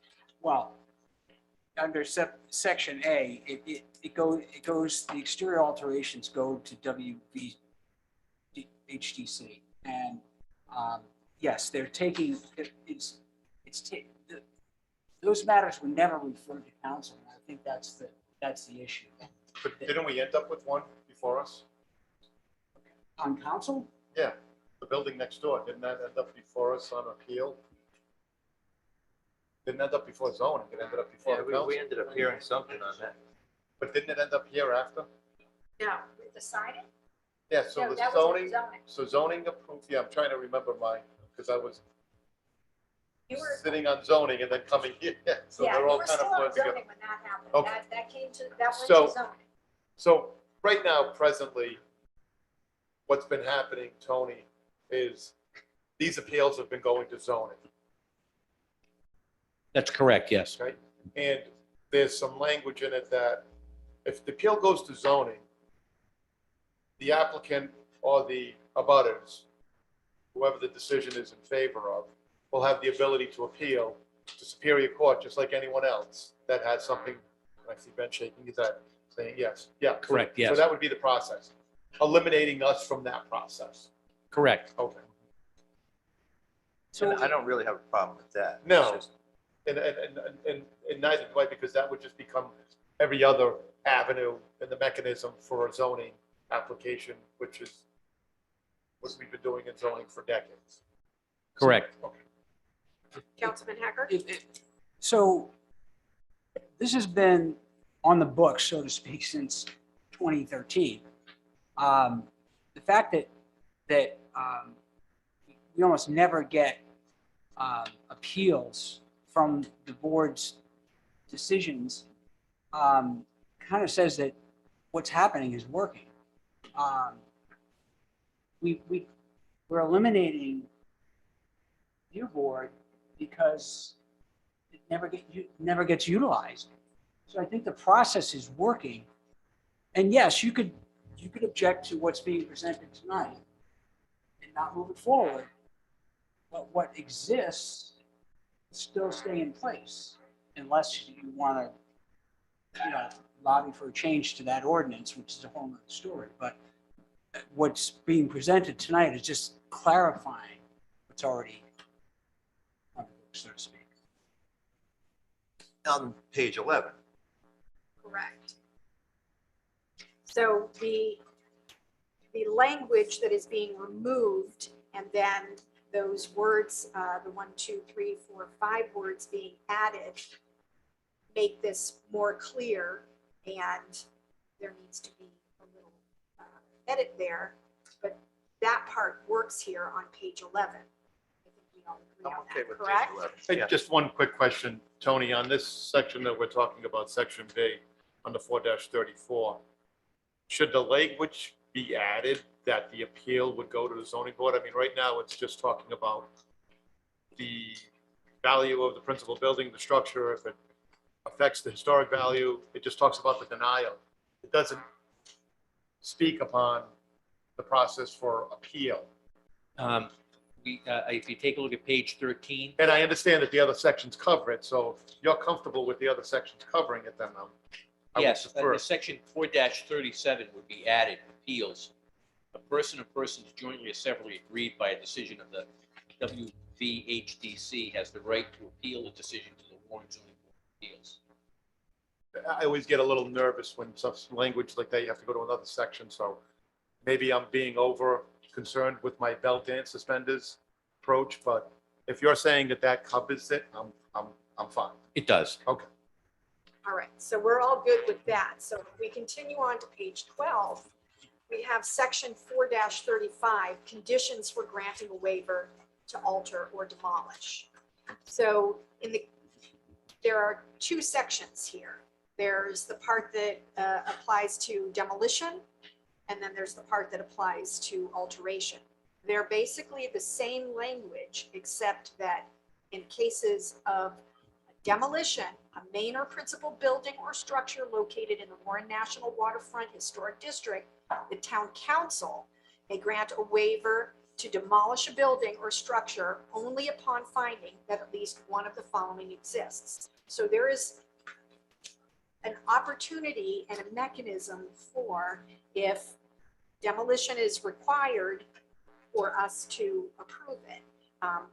And the retention of such building or structure constitutes a hazard to public safety, which hazard cannot be eliminated by economic means available to the owner, or preservation of such building or structure would cause undue or unreasonable financial hardship to the owner, taking into account the financial resources available to the owner, including sale of the building or structure to any purchaser willing to preserve such building or structure, or preservation of such building or structure would not be in the best interest of the community.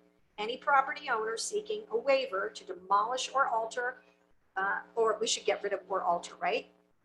In that part, yeah, to demolish a main or principal building or structure in the Warren Waterfront Historic District shall also be required to make a showing to the town council that the proposed demolition, strike alteration, complies with all of the requirements of the state building code. So that section for demolition, if there is an appeal, comes to the town council to make the decision whether to approve or deny the demolition of a main structure or principal building. In the next part, that's the added language, it refers to alteration. So it's that same language basically, excuse me, but it says in the case of alteration of a main or principal building or structure located in the Warren National Waterfront Historic District, the WVHDC may grant a waiver to alter a building or structure only upon finding that at least one of the following exists. So it's the same set of parameters or conditions, or as with demolition, but it's the WVHDC who is making the decision on whether the alteration will be approved or denied. And if the WVHDC denies it, the applicant could appeal to the zoning board. So there are mechanisms for getting further eyes on it and a different decision. And if I can, I'm sorry, if I can clarify, what I believe the intent here was that in case of demolition, which is pretty extreme, that should come in front of the council. And there have been some demolition cases that have come in front of council. Case of alterations, which are typically fairly minor in scope, didn't want the council to have to be sitting and making decisions on these alterations. It makes sense to let the committee, who's have experts that have been doing this for a long time, make those decisions. That I think was kind of the logic behind what is being presented here. And as I say, it seems to be working, because I'm not getting pushback. I'm not sure if anyone else is getting a lot of pushback on this. The committee seems to be handling these applications and working with these folks and making it work because there aren't a lot of appeals coming through. Very, very few that I can even remember. So I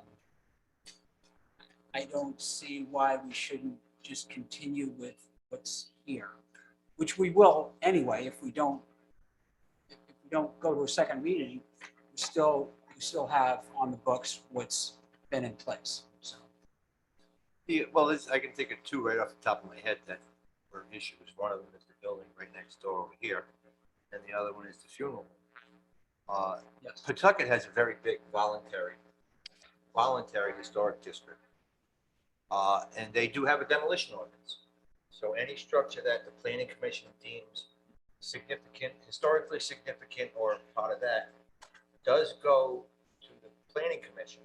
Now, they can stop me from issuing a demolition permit for a period of 6 months, which allows the commission and the owner to try to work something out to get that building saved. But once that 6 months expires, my ministerial duty, which means I have to issue that demolition permit once that 6 months expires. So there's a little control in there where you get to work it out. But I just don't like the thing of telling somebody, no, you can't knock this building down. I really have a problem with that. I do. So, but that's not what's in front of us now. But I like their idea much better, where you can say, all right, stop, let's think about this. Let's see if we can figure something out. We got 6 months to figure out, work with the city, the town, planner, everybody else, work with something, see if we can figure out a better use or a better way to solve this. And if nothing comes out about it, then the property owner still has that right to do what they need to do on their property. That, to me, that's a much more equitable way of dealing with things like this. Be another conversation. Yeah, it's not what we are here No, and I to think decide upon. No, but we have the, Vice President, but we have the ordinance in front of us. We can, the whole ordinance is on the table right now, if it's in front of us for discussion. True. Would, okay. So as it reads here on page 12, with the clarifications of language and the edits noted, are we all in agreement that this works? If I may, Council President. Okay. Yeah, thank you. So I know I've said it time and time again. I revert back to my zoning days. And what I'm struggling with when I read this ordinance about the historic district, be it voluntary, mandate, not voluntary, is, and I don't know if this is too deep into the weeds, I just don't see, we talk about, well, there's options, or let the committee do what they're in place to do. Bran, I got to be honest with you. We had more issues dealing with the Historic Commission when I was on zoning that I would care to mention, because I don't believe they were giving the applicants the opportunity to work something out, because there's no options here. I don't see any options. All I'm seeing is you can do this and you can't do this. They're not giving you options like for alterations. Okay, well, what alteration are you talking about? Is that replacing one window or multiple windows? Is that replacing just half your siding or all your siding? What is the option if I put back the siding? Do I have to put back what's existent, or do I have an option to put something else that may be more compatible and conducive to the neighborhood? I'm struggling with this a lot, and I'm really trying to wrap my head around to what's the best possible option. And Brant, you're right. If we don't do anything, then we'll have what's in existence and what's in place now. I really feel strongly that we should give them guidance, give them options, but also remain it being voluntary. So that way, if they can't work it out, then they can go to the Building Board of Appeals for an appeal process to have them be the final say. And if that doesn't work, then they just follow the other mechanism. But The Building Board of Appeals? Yeah, I'm sorry, zoning. Yeah, Okay. sorry. Yeah, I apologize. So like, and as far as the alterations, I'm like, all right, so do we have to actually define what the alteration is? Or, I mean, right now, if I was interpreting this, then that would mean anything you're doing, that's an alteration because you're varying from its present condition. And I don't know if that's too much outreach or not, or, and I did a lot of research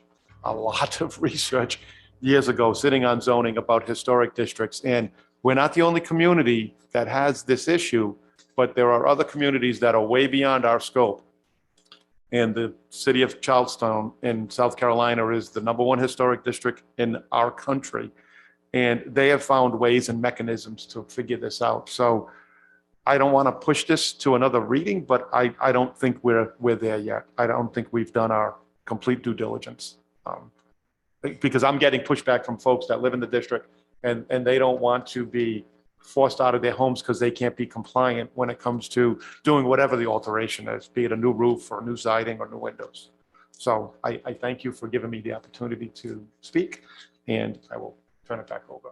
Okay, so the Voluntary Historic District Commission was established in 2013 by a council who discussed and agreed that it was the right thing to do for the community to preserve the historic fabric, the character, the buildings that identify Warren as unique, that can never be replaced, that can, never be, that should not be lost. I think that is what their intention was at that time, to do their very best to preserve the character, the fabric of the historic buildings in the town, of which there are a finite number.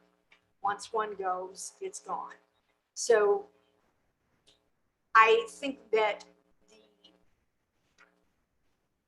voluntary nature of it has some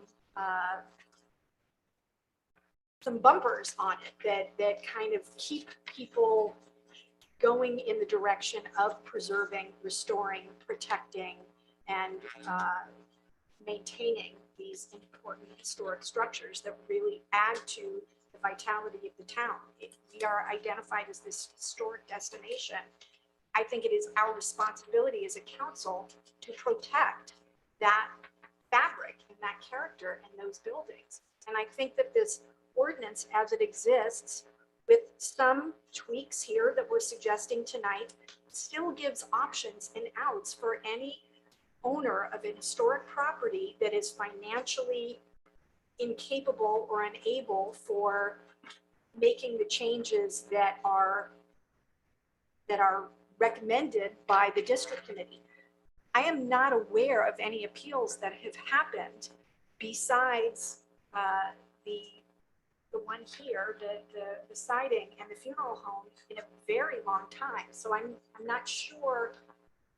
That's who that comes to mind. Yeah. No, we had other appeals when I was sitting about individuals installing fences and pools, and there was more than just those two issues. They came to zoning. Yes, yeah. You gotta remember, I sat there for 10 years. So, yeah.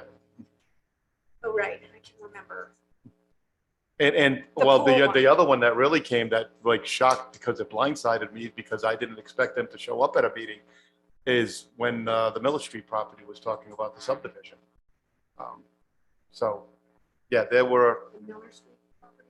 the J Mill house. Oh, Yeah, exactly. Oh, yeah. which So, is thankfully now owned by a single owner who's put that Yep. entire property back together, and the town is better for it. I We are totally agree. much better for Yeah. it. So I am personally of the mind that we need to do everything we can to protect the fabric, the character of the buildings and whatnot, and give people the program, the tax credit program, and all of the support needed to get them to do that. You know, you just mentioned something that the tax credit program, should we be more definitive? I mean, that's a pretty big, what's it, 4% to 20%? That's a pretty big window. Should we come up with the more structured, this is the nut, because who interprets that number? I'm looking for the, Page 7. Yes, Mr. Leadham, our tax assessor. That's okay. I'm sorry to put you on the Glad spot. you're here. 4%, that's. Okay. 20%. Well, yeah, so that's broken down, 5, 7, and 9, based on what the number of the alteration project was, from 2,000 being the minimum, all the way going up to 60,000. But how do we land on between 4 and 20? Is it prorated based on the years and the number that was spent? Again, basically that 4% per year, the amount that they get, the number of years depends on how much money they spend on or what's approved in terms of the amount of work they do on the property. All right, so exterior work. So it's broken down incrementally. If you spend up to $40,000 with a minimum of 2,000, you get that tax credit for 5 years. If you spend 40,000 to 60,000, you get that credit for 7 years. And then any amount over $60,000, you get that credit for 9 years. And so is the 20% accumulative? Meaning you get 4 years times 5, that's So you 20%? get that 4% every year for the number of years that you qualify for. Not to But it exceed cannot 20%. not to exceed the 20% per year, 20% of your taxes per year. I'm sorry, but this does, you're starting to go beyond what was advertised on the agenda.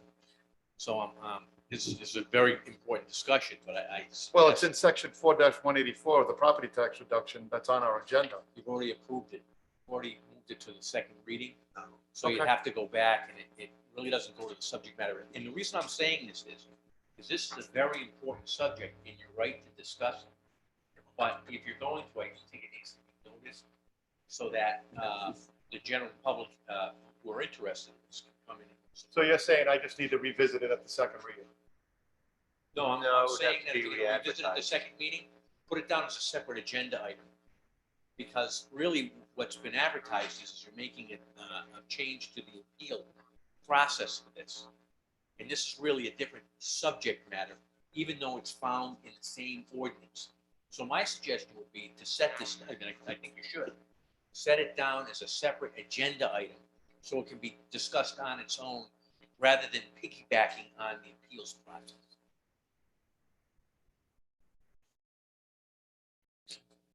I'm not in total disagreement, agreement with you on that, but that's fine, I can defer. I mean, the conversation that we were having, and I don't want to get down into the weeds on the debate, is that the council president mentioned something about the tax reduction. So I followed it up with, hey, this is on our agenda, and I addressed it. But if you're saying that we're stepping outside the scope, okay, I'll see you in December. Let's put it this way. Yeah. You were close, and I Yeah. didn't want you to go over. That's all right. Yeah. Okay. I opened the Don't door. Yeah. I used it as an example of why I believe that the program No, is a good that's fine. one.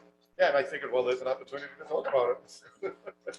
All right, so that said, 02 has been moved forward. 03, as it stands, we've discussed pages 11, and then we're still resting on page 12, where there are the conditions for granting a waiver to alter or demolish. So these will, and really, so the conditions basically are the same, except for demolition. Those, the decision goes to the town council, and for an appeal for alteration or the alterations, that goes to WHDC. And so any language in the first section that says alter would be deleted. Any language in any wording in the second portion of alteration that says demolish would be deleted. Correct. And so that would clean that up. Yeah, I'd like to see both of those come to the council. Leave it at, don't add anything to 435. That means demolition or alteration would come to the council for a decision for a waiver. So remove it from the. In other words, scratch out everything in red down the bottom and just leave 4-35 where demolition or alteration will come to the town council to grant a waiver. Um, I'm not in favor of that. I- I'm not in favor of that. I think that's. Well, that's what the ordinance says now. Well, actually, no, it goes, alterations go to.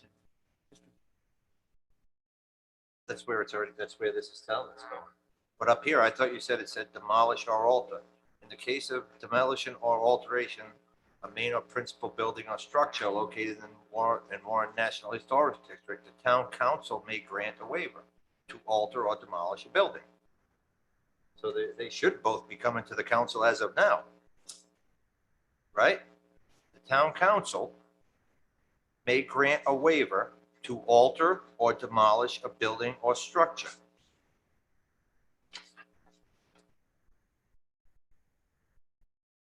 So both of them should be coming to the council.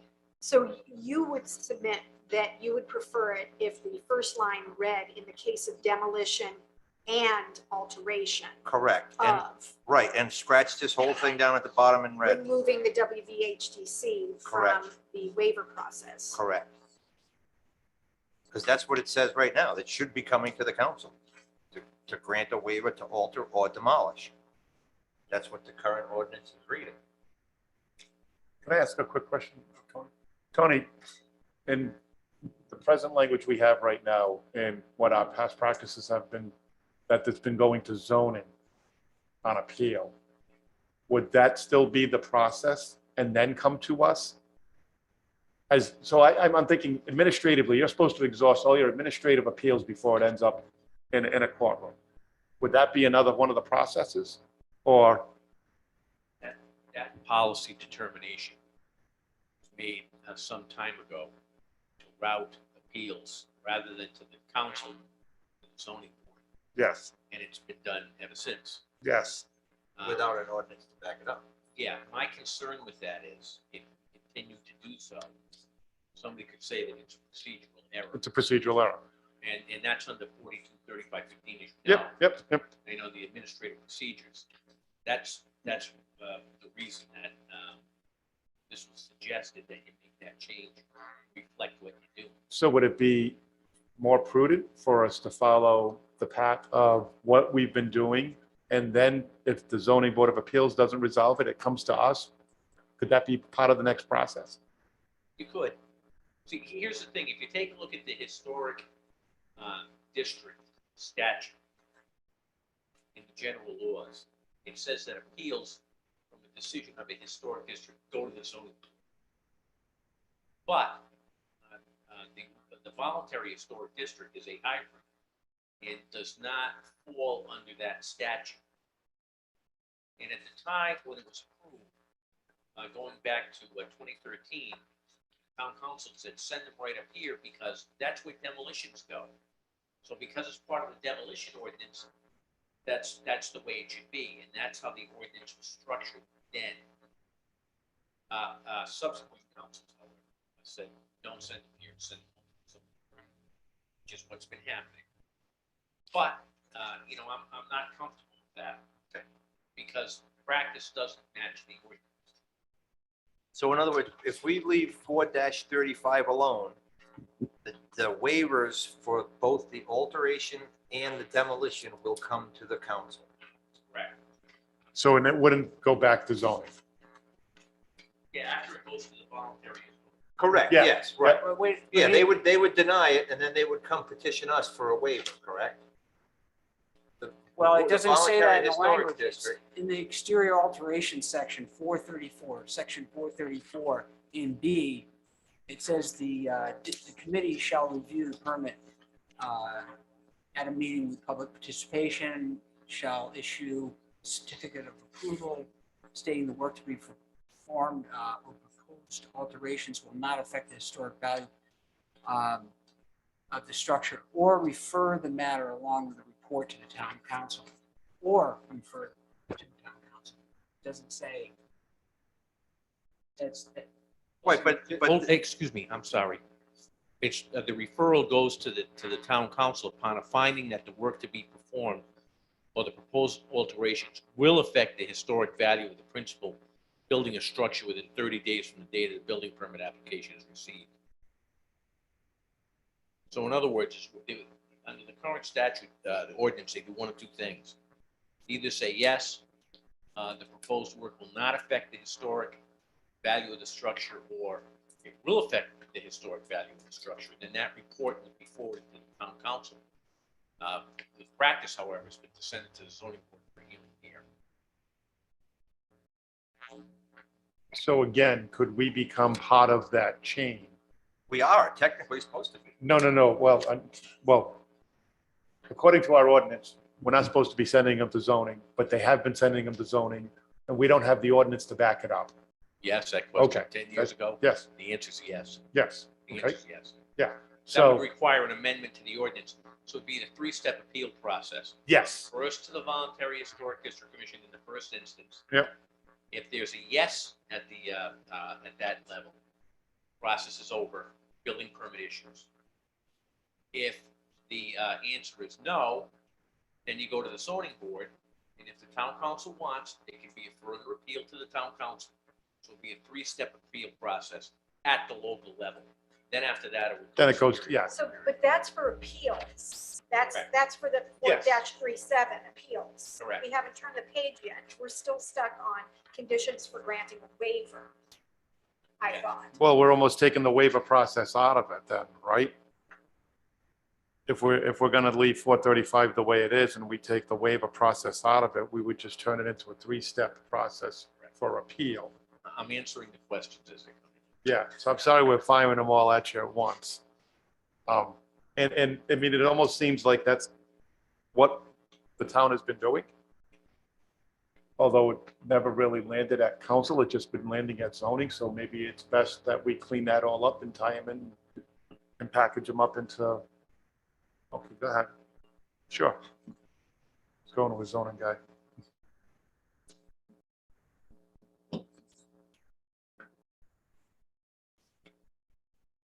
There's been some appeals to the zoning board, but nothing past that.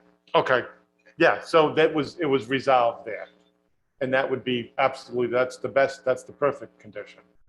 You Yes. know, the only way it's coming to us is because they couldn't come up with an agreed upon resolution. Yes. Okay.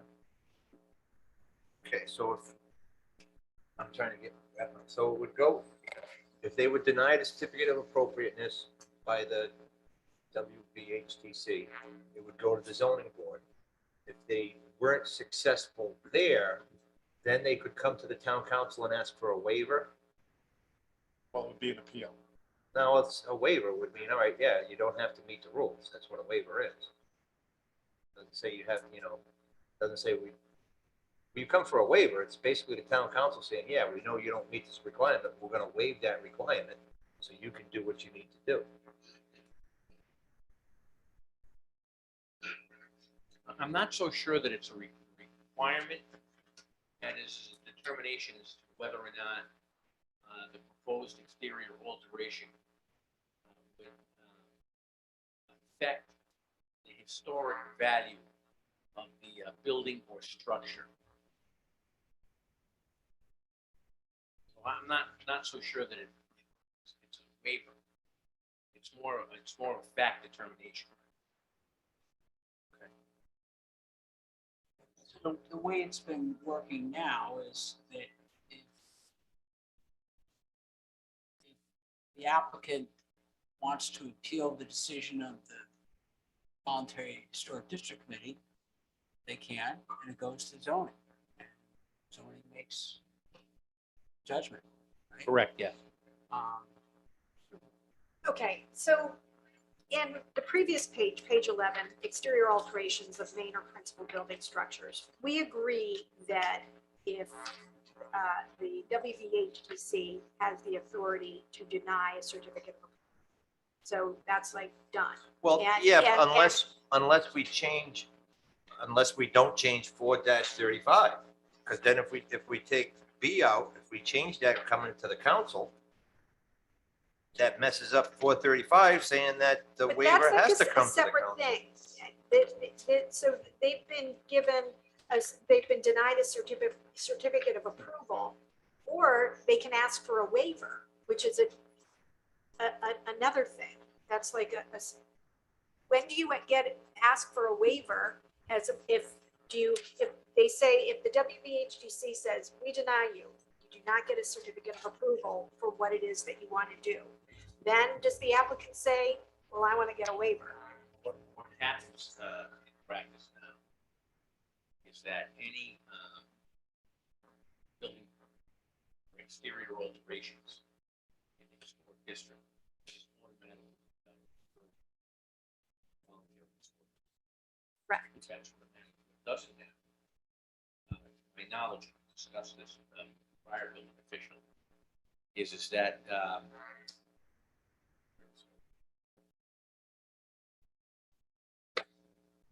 building permits to replace siding, windows, or roofs shall not be referred to the WVHDC unless, in the opinion of the building official, the proposed new siding, windows, or roof will affect the historic character of the principal business or structure.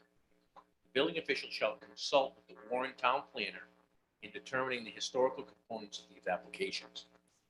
So, if I may, that's, I think, put a little bit of a burden on the district commission, because no matter what the building permit was, for exterior alterations in the historic district, was automatically referred to the committee.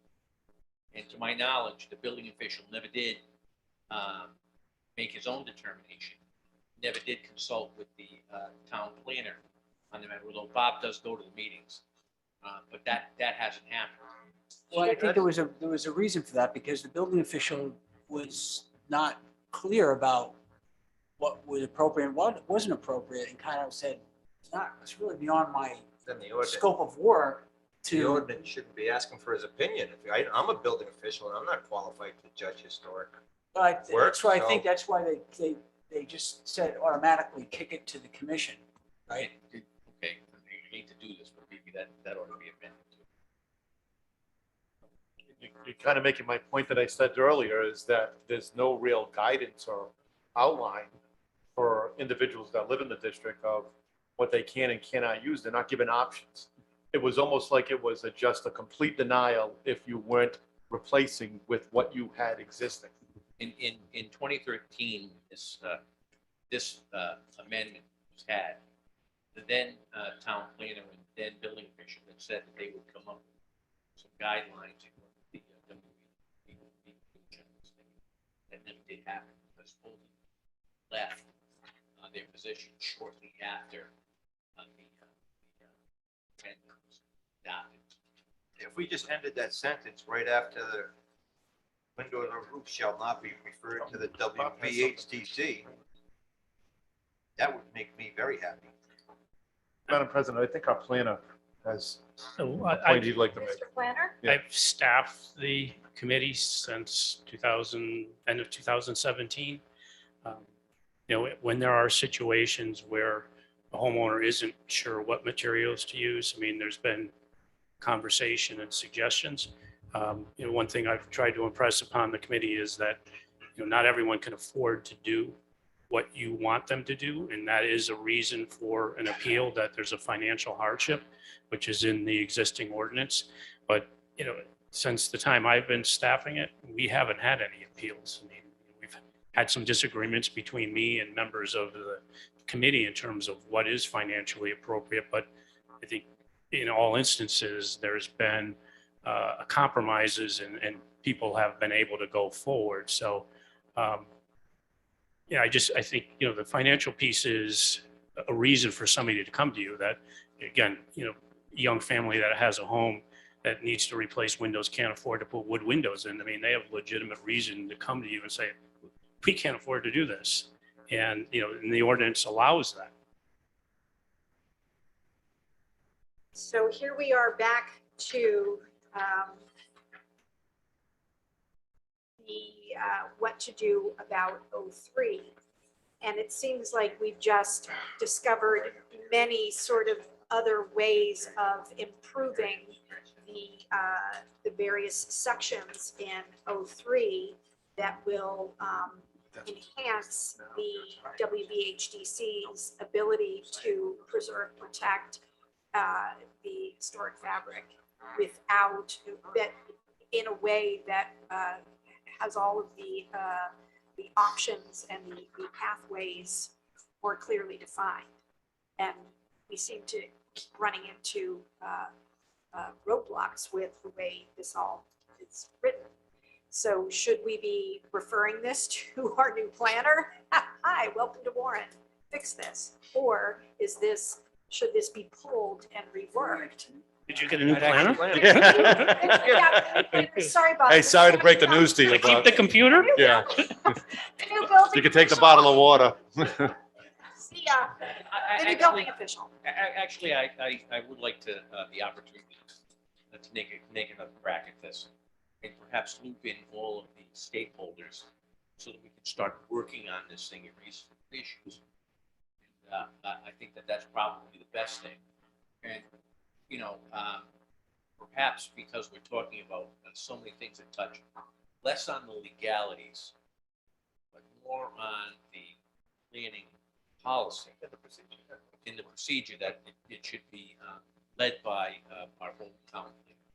Okay.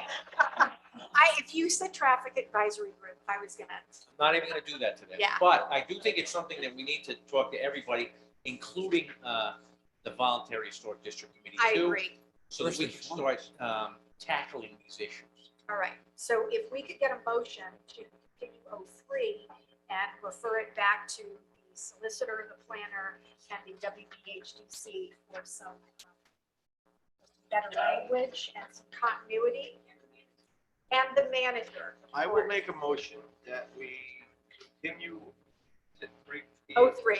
03. Let's say, I don't want to say till the next one. But I would like to continue it to a future council date, pending some review by the manager, the solicitor, and the new / old town planner, And the WPHDC. and the WBHTC. stakeholders. And The new building official. Correct. Did you have a comment? Sure, come on down. Yeah, you need to come down and identify yourself.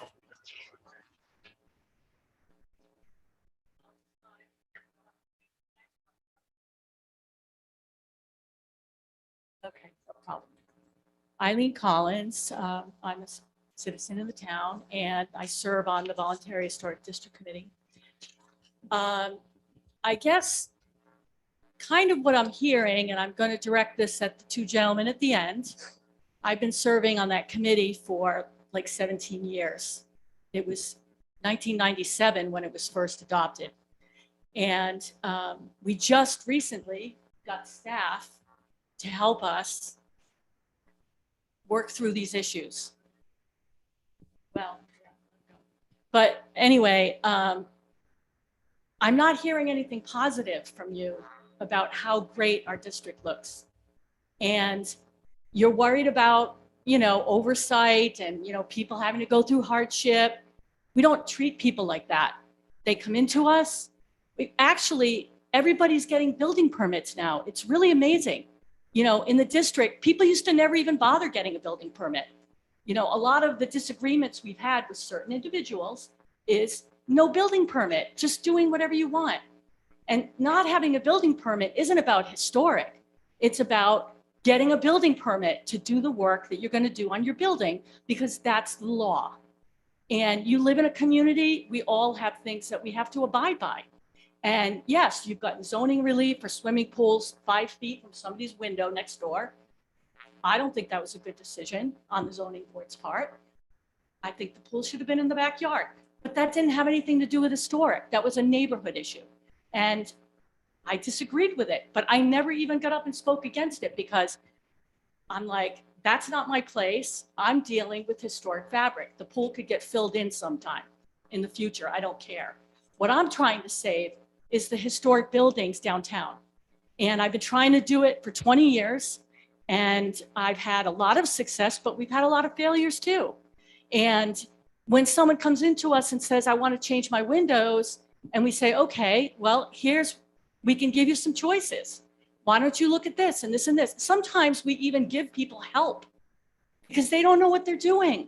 They're going by what some contractor tells them, hacking out the window frames, yeah, get a replacement window, but don't change the opening of the window. People get ripped off by contractors. Their houses get destroyed. I've restored 4 or 5 houses in Warren. The houses get ruined because there's no oversight. They get ruined. So I'm very passionate about this subject. I'm not draconian about it, but I do believe it's an asset to this community. I believe it's a small part of the community. We're not asking the whole town to come to us.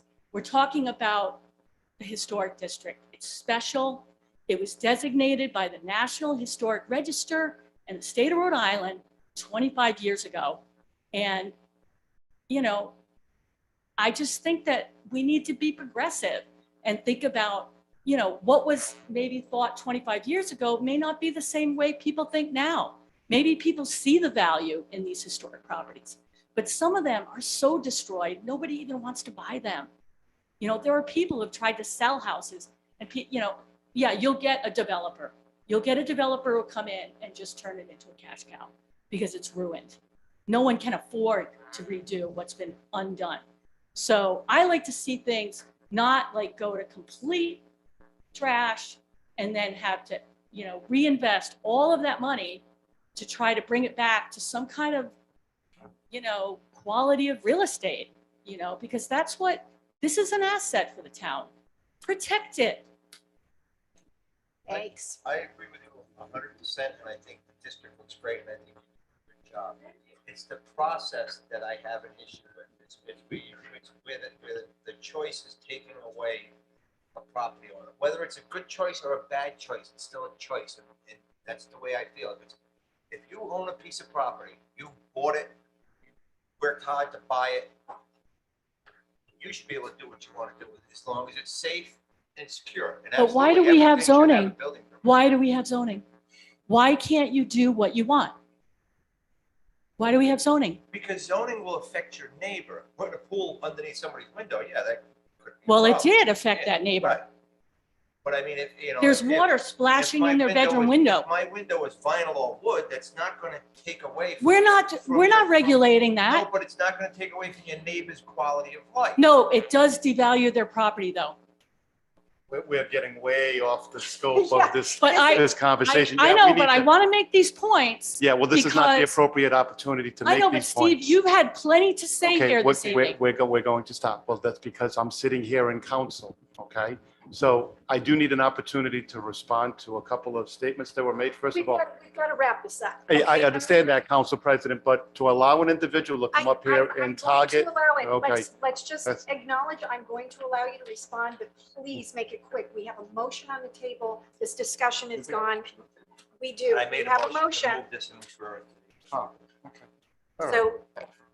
quickly, and then we can move on. Well, so for the public information who's ever watching this, so we are perfectly clear, while I was sitting in my capacity in the zoning board, not once did any of the decisions that were rendered by that board get overturned by the Superior Court, nor did they get referred back to us because we did not find a finding of fact. And I will leave it at that.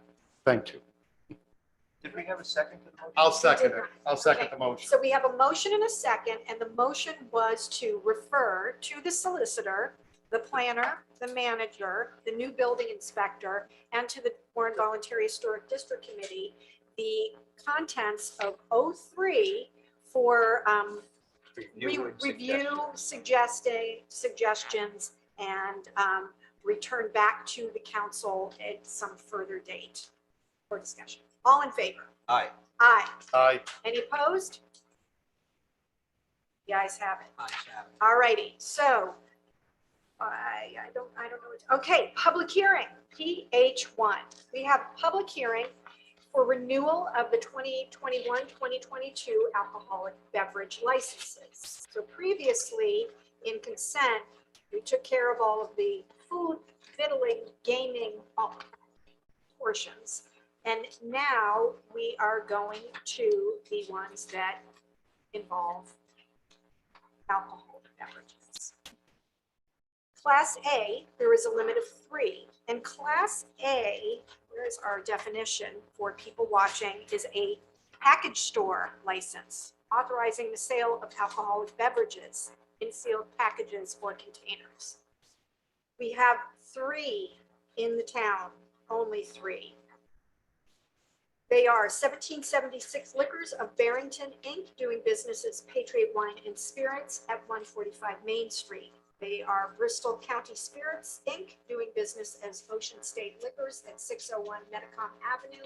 And finally, they are Malik's Liquors at 254 Market Street. Anthony, do we need to do these by each class, or can we just run it down and do it all at once? Past practice has been to go by the class of the license. Can you batch them? I know other councils do. And what happens if that's the case? The question should be, before the vote is taken, should any of those licensees be taken out of the list for special consideration?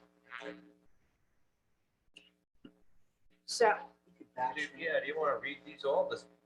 I do need to read them each by name, or can I?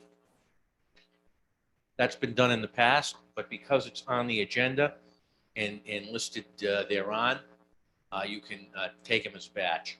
Cool, and then I will only mention the ones that have been requested to be pulled. That's correct. That up.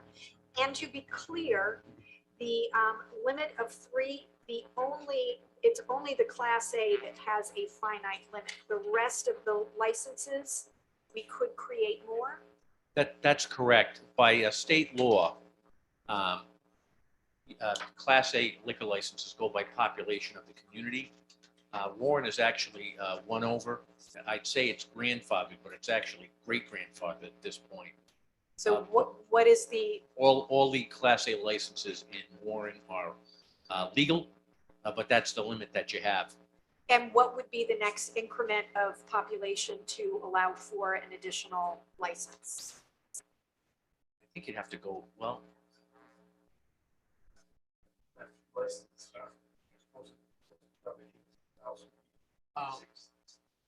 think you got to go over 25,000. Yeah, I think you have to go to 25,000 to get to 4. So if somebody say were to give theirs up, could we issue it to somebody else, or would we lose it? Class A? Yeah. That's a good question, but knowing the Class A license holders here, I don't just see that happening.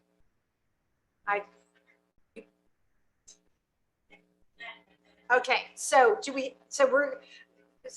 I do not have to read all of the names, and we have just decided that we are going to approve each chunk individually. Yeah, that's a practice point on your part, but the question is, can you batch them? Yes, you can. All right, so not in Class A. Okay. Oh, I was looking at the whole thing, the whole thing at once. Okay. Yeah, so- batch it all. All right, so then next is Class BBL. There's a limit of 5. Any questions on those? I just, mine, which ones? I will when we get to them. And Okay. BVL has, is wine and beer only. Next is the Class BV. There's a limit of 28. There are 27 listed here, and 3 of them have been requested to be pulled. That would be Perfect Picnic Hospitality LLC, doing business as Uptown Food and Spirits at 437 Main Street. Renegade Restaurant Group LLC, doing business as The Revival at 50 Miller Street. And the Kerry Corporation, doing business as The Square Peg at 51 Miller Street. We can include them in the batch of approvals, and they will not be issued their certificate until they have complied with our fire chief and had all of their inspections. Next is Class C. There's a limit of 1. Class D is we are going to pull the Italo-American Citizens Club of Warren at 13 Kelly Street. They are currently involved in litigation, And to give that process its due, we will pull them. And that is it for the classes. So we're not issuing them license. We are not. I would just like to ask both chiefs if they have any issues with any of these renewals.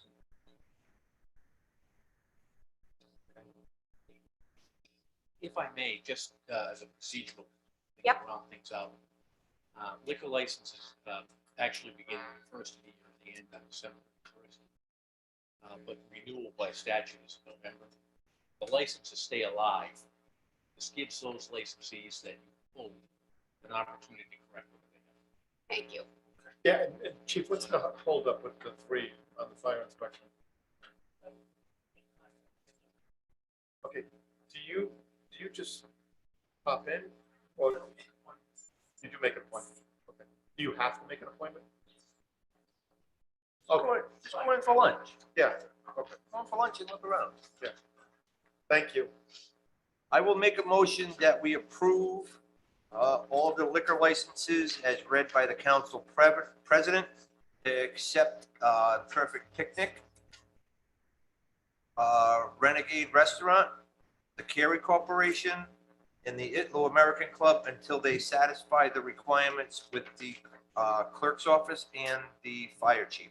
Can I just ask that that motion be slightly amended, that they be continued to the next council meeting? The town clerk is been telepathically communicating with me on the matter, and I think that that's necessary, that they be continued to the next council. Okay, so those Perfect Picnic, Renegade Restaurant, the Cary Corporation, and the Itlo American Club be continued to next month's meeting. The others, I make a motion we approve.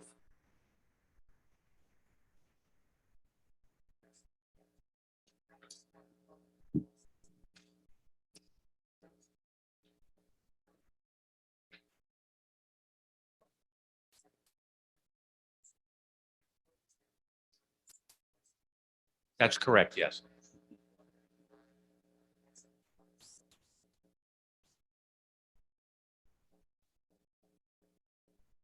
So basically, with that motion right there, we just shut these people down on December 1st. Is that what you're saying? No, because the motion is to continue the application for 1 month, that's sufficient.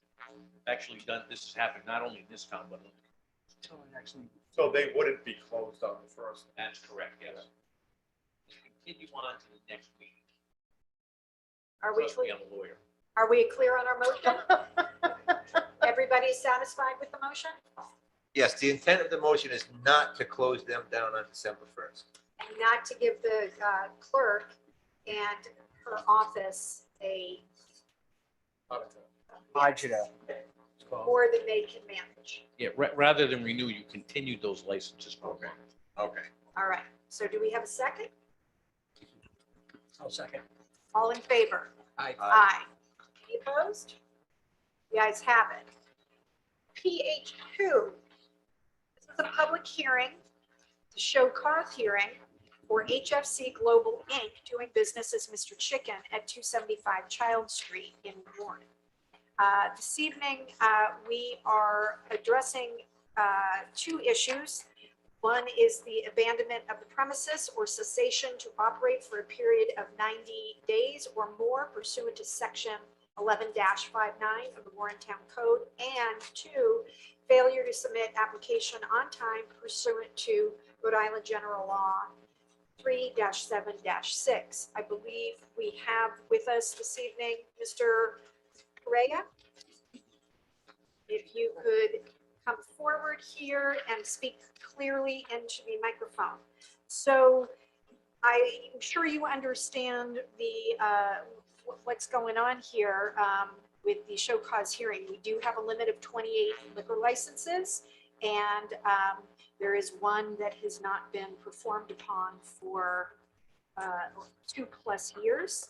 And that would be the one that we issued to you along with all the other approvals. Where do you see yourself right now? I see myself on a hard time because I cannot find workers in the restaurant. The pandemic, when I began, I have a hard time with contractors. Then the pandemic is just happening. And until now, we're having a hard time to find people to work. Restaurant is all set to open, just to find the workers. In the time that, since we've approved all of your permits, the town of Warren, during a global pandemic, has opened 5 new restaurants. And I know that some of the restaurants are really struggling with covering all shifts and whatnot.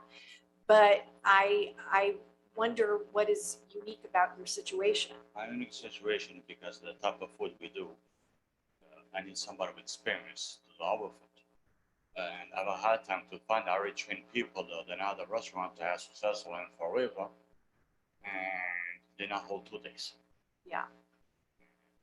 And I already spent over $8,000 training people, and I cannot find nobody. I already put news everywhere, newspaper, radio, TV, social clubs, mouth to mouth. I don't know what the hell they're gonna do now. Would it,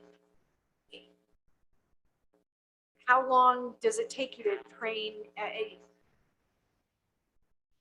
I'm not exactly sure where to go from here, because we are, if there was another business to come forward that wanted to open the town, which happens often, we are a destination in Rhode Island food culture, we would have to go through an extensive period of creating another license and whatnot, so that it has been held for so long, not acted upon. It's a hard position for us to be in. I understand, but I have a hard time. It's just, restaurant is all set to go. Just have to find people. The solicitor has something. Yeah, okay, there's 2 issues here. Yeah. First issue is how long the licensee hasn't opened. The other issue is failure to file the application on time. Now, I've been talking to the town clerk. Those notices have gone out, a check was given, but the application wasn't filed. That's something else too. To me, a license of this nature is important. And to talk about the rules should be adhered to on this. This is the only licensee that did not get the application in, the form of the application in on time. And correct me if I'm wrong, Sandy, have you gotten it from them yet? Yes, that's why I have a hard time. I have the paper here from the text, is the paper to send, the letter of good standards to send it to them. I now have to send the Secretary of State this letter, and they have everything's paid to date, everything's, I have to send this paper, everything's here. I just pick it up myself. I have to call a few times. I have a hard time with the state of Rhode Island because my bookkeeper says, and I have to file. And the state of Rhode Island says I have to file. Right? I have 2 people who says one thing, another people says another thing. And I understand. It's a hard time to. You know, I pay the taxes and I wrote to them. It took me 2 weeks to get this paper. Everything is, it's a problem. So, Ms. Ferroni, what is it that you are missing right now?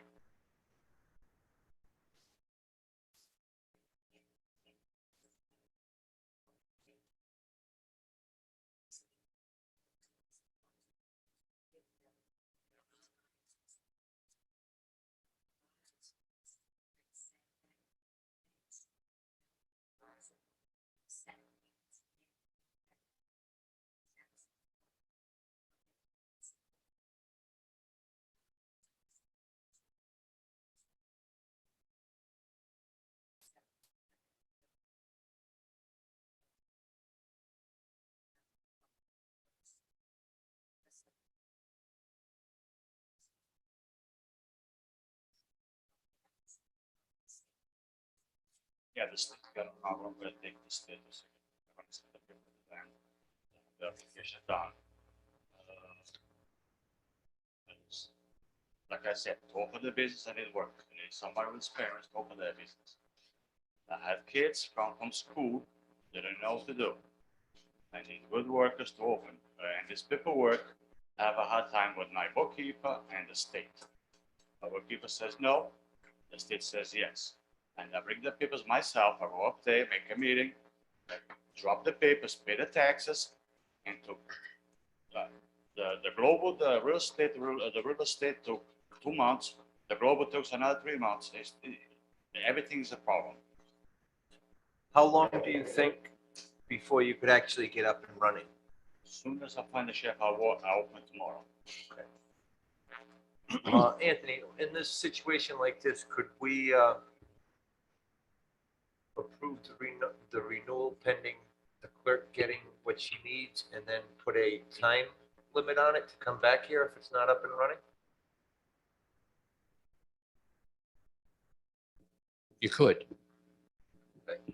Because I know he's got a lot of money invested in there. I know he does want to open it up. Yeah, I just bought a property. I live on 605 Charles Street. I bought a property, a house. I had a restaurant. I just moved to this town. I want to be successful. I spent a lot of money on that place. So with the show cause hearing, we're not going to vote to revoke it. Should we vote to renew it pending compliance with the clerk's office and set a control date, say 3 months? Would that be a proper motion for this? This is a show cause hearing, or what are we supposed to do here? You can go out a month. Okay. I will make a motion that we allow it to be renewed pending compliance with the clerk and set a control date to be back here next month to give us an update on the actual status of opening the business. I'll second that. Discussion? I think, yes, we could expect you to come back in a month, but I don't see the environment changing in a month. I need, it's distracting. It's gonna prolong. Yeah, I'm in the business. I know a lot of people in the business. And, I feel your pain. And, but so yes, we'll be back in a month. But realistically, it's going to be next year before it's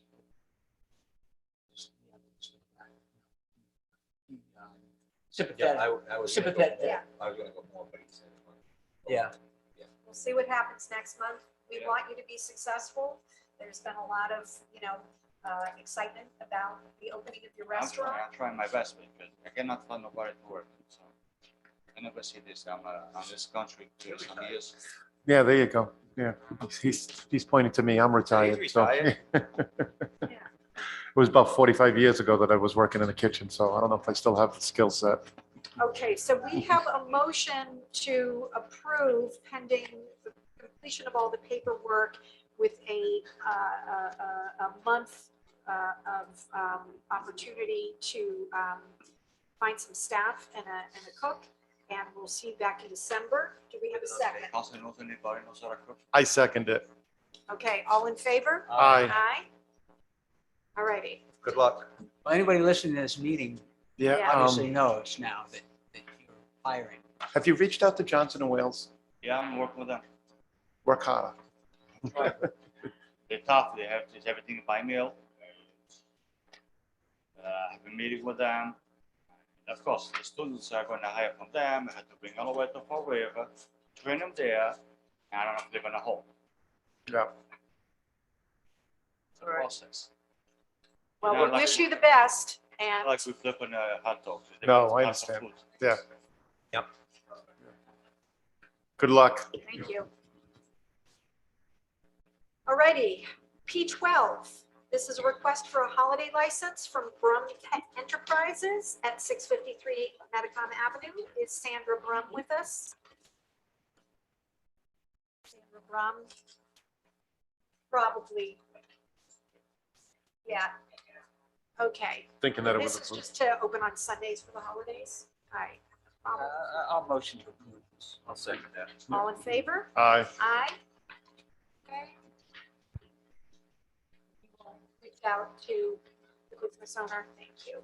Next, P13, P14, and P15 are all for the Cigar World Christmas party. So P13 is a request for an outside one-day alcohol, beverage, and dining from Cigar World, doing business as Cigar World East at 644 Metacom Avenue. They would like to have a Christmas party on December 17th from 5 p.m. until 12:30 a.m. There's also a request for an outdoor entertainment and finally to erect a tent in the parking lot. And there's a plan here for us. So the idea of having a party and all the permits that go along with it seem fine. To me, the only issue is the tent in the parking lot and the safety that is the concern there and the type of activity that is permitted underneath said tent. Are you here with us? Mr. Davidson, Mr. Calm down. All right. So like I said, we've got the alcohol and the entertainment. The question is the tent. Could you please identify yourself for the? Sure, it's Anthony Davidson. I'm the general manager of Cigar World East. So that's Anthony Davidson of Cigar World. So I have heard expressed from our safety, fire and safety and police, some concerns about how this tent is going to be situated in the parking lot. And in the time of the party and everything, and just the safety of if a car drives in, it's going to drive possibly right into the tent. And you are aware that you cannot smoke under a tent, correct? No. Yeah, that's a no-no. Not my rule. I didn't make it, but it is. We put up a 20 by 30 foot tent in front of Mr. Cigar in North Providence for 10 years now. We do anywhere between 8 and 15 events a year. We also do it in Cranston. Normally Cranston, we do 6 or 7 events. The fire department, sometimes they come out, kind of become a routine thing with us, but they make us put up some fire extinguishers. We also have a heater, a professional tent heater, a commercial tent heater that heats the tent. And it's a California fire rated, it's a commercial tent. This is a $15,000 commercial tent. This isn't just a, Ocean State job lot tent. Hear ya. Chief Souza, would you please talk to us about the issues with smoking under a tent, why it has been, why that is not permissible? Yeah, just Rhode Island general law states no smoking under a tent. Exit signs, if you do have signs, sides that go up, and then as you mentioned, the parking, that could be worked around. What's your safety area so nobody backs into it? You have a couple parking spots off, but Rhode Island law states no smoking prohibited under tents. So Who knew, huh? News. I'll have to. I think our solicitor is feverishly looking it Yeah, up. I didn't know that. Actually, I'm taking a look at section 23-20.19-11. And that's what the chief is referring to. Could you read it to us? Signs prohibiting smoking shall be prominently displayed at all entrances and at other locations with any tent used as a place of assembly so that they may be clearly visible to all occupants. Frequent announcements regarding the prohibition shall be made, preferably over a public address system if available. Suitable non-combustible containers shall be provided at all entrances for the proper disposition of cigar or cigarette butts in pipe dottle. That's D-O-T-T-L-E. And a uniformed attendant shall be stationed at the locations to advise patrons of the no smoking regulations. What's the main section that's in? It's Title 23, Chapter 28.9. All right, so it's 0.19-11. yeah. 28.19-11. So what may be allowable or overlooked in other communities? In our fair town of Warren, Rhode Island, our safety officials not are following the law. And I don't know what latitude there is. Have people smoke outside the tent, but then we would December. Yeah, point the heaters out. I don't He's know. correct with the tent ratings and the heaters. There are approved heaters for tents. They put the heaters Yeah. outside and it goes warm air into the tent. Other establishments Yeah. in town, so. Right. I mean, I've had fire inspections. It's been a common, and one of the biggest things though is look for that California fire Right. rating to make sure, because, you know, I think probably if I could get in front of the state fire marshal, they would probably give me a pass. You know, I can apply for a pass because I think that's more of a small tent that was flammable. That's, you know, but obviously that's not going to happen. That is an option, you know, the square footage of the tent is required for inspection, 600 square feet. That is an option to go before the State Board of Appeal for Right. variance. So. I would be willing to give approval of, and this is, you know, provided the council approves that too, if our fire chief is okay with accepting a waiver from the HDC. Chief. No. Would they need a fire detail? I'm just- That would be on my company, on with the post. Marshal. That would be on my discretion. I'm just reading more of the statute where,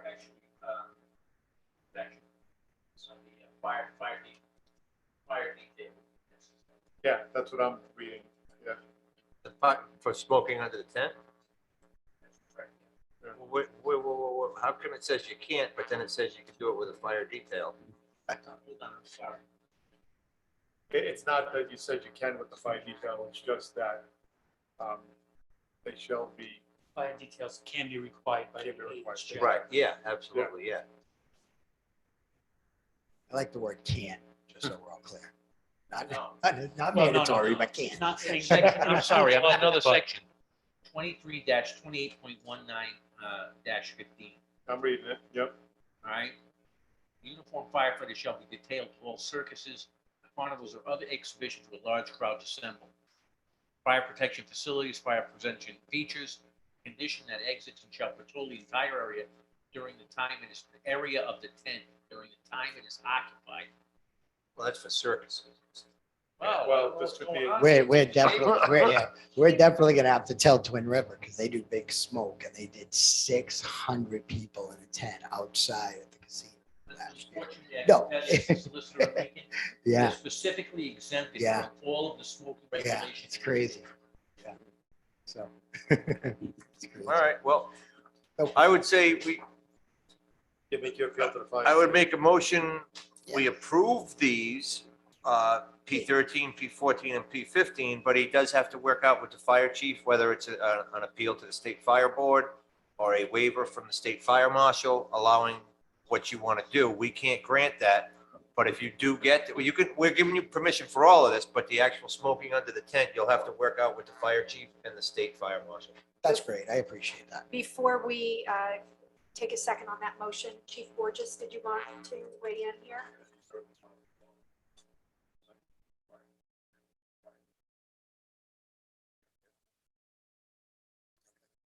It's probably gonna get way too expensive. It's only gonna be 40 people. It's not, I mean, I'm not having a party. This is guys sitting in their chairs having a dinner. So, I mean, if I had to pay for a police detail and then maybe a fire detail, and I'm gonna have to go in front of the appeals board, that's probably gonna cost me, you know. Yeah, We will so give you your approval. Yeah. And if you cost it out and it doesn't work, you don't have the It's party. definitely not gonna work, so. It's definitely not. I mean, it's only 40 people. That's all it is. It's no different than all these little buildings and every other little structure all over the town of Warren. I mean, I live on Charles Street and you guys had that big tent over there, over in Chomp and everything else. And I can't afford a police detail for 40 people. It's free too, by the way. It's all free. The food is free. The cigars are free. The drinks they got to pay for, sell but everything, tickets. no, it's Christmas. They got to give it away.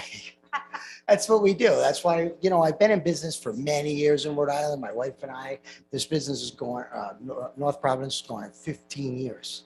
You know, Cranston's going on 11 years. And it's because we give back to the community. We support everybody. We try to make things work, but we need to, it's hard. We got a very small group of clientele. You said Warren's a destination for restaurants, but it's not a destination for cigar bars. It's a destination. I got to take care of the local people here, which is like 5% of the population that smokes, and only 1% of that 5% smoke cigars. So if I can't get them from Bristol and Warren, and I can't make them want to come, then it doesn't work. But We have it would just get really liability expensive. issues. Yeah, I think. Yeah, I that's our totally concern, understand. really, is liabilities that I understand. if we I if mean- we were to violate, Yeah. directly the Yeah. the regulations. No, I'm not asking you, anyone to violate the regulation, but if I had to put a police detail and then I had to put a fire detail, just think of that expense, never mind the cost of putting up the tent and the 10 heater and the propane and everything else and I'm only asking for 48 people outside. I'm not asking. And by the way, that's going to end up being 15 people inside and 25, 30 people outside. It's not going to be 150 people. So I get it. It's no big deal. Well, Okay, can I just say this? yes. There's a case, Martinelli versus Hopkins. That guy made the same claim to the town of Barville. I hear you. That ended up, them saying yes to the guy, Yep. ended up costing them $2.5 million. I understand. But I do have liquor and general liability, and I cover my tent. I get a rider on my tent for my general and my liquor liability.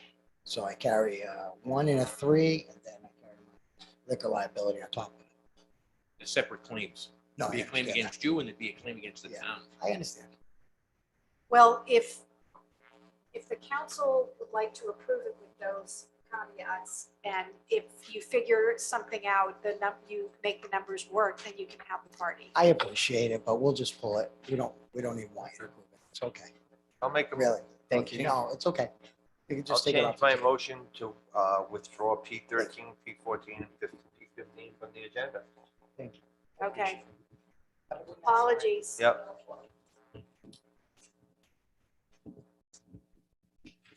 Correspondence. Do we have to vote on that? No. Okay. You know what we did not do?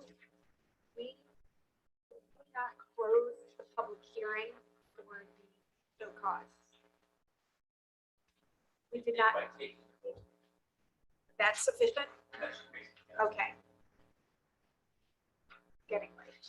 So correspondence, we have a C1, a C2. Anybody want to talk about those things? I didn't think so. On to new business. Can you send a letter of appreciation? Personally. NB1, items for referral to the traffic advisory group. We have had a number of emails from citizens in the town with concerns about speeding on town roads, and there have been some requests for stop signs. I would say that speeding is an issue in the town of Warren, on some streets more than others, and I think the best course of action is to refer these requests to the traffic advisory group and get a recommendation from them, and then we can Make a motion, we refer the 2 requests for stop signs to the traffic committee and ask them to report next month with a recommendation. Can I just for 1 second, because I'm going to second it. I just want to. Yeah, and I was going to recognize you. Okay, because I was just going to mention to the traffic commission, could you also look into, they're referred to as calming strips instead of speed bumps? The city of Providence, and the planner is shaking his head. City of Providence, City of Cranston have installed them all over the city, and they work to slow down the traffic instead of having to put up a speed bump. You will probably run into some questions and hurdles about public safety, how police and fire. I'm familiar with them. I'm driving over them. I'm not familiar how they react with public safety vehicles, but they seem to be working in other communities. So just as that as an option, and if you could bring that back, and I'll even help. But thank you. Thank you, Madam President. You're welcome. You're welcome. Sir, did you have a question or a comment? Please come forward, the microphone, if you'll come to the podium, name and address. Joe Godra. Oh, yeah, we've read your emails. Good evening. Good evening. I just purchased a house on Ridgeway Drive, as it's called Ridgeway Speedway. If the chief had his officers outside there, and I've talked to 3 officers, more than helpful. He could write tickets up and down that street. It is a safety violation for many reasons.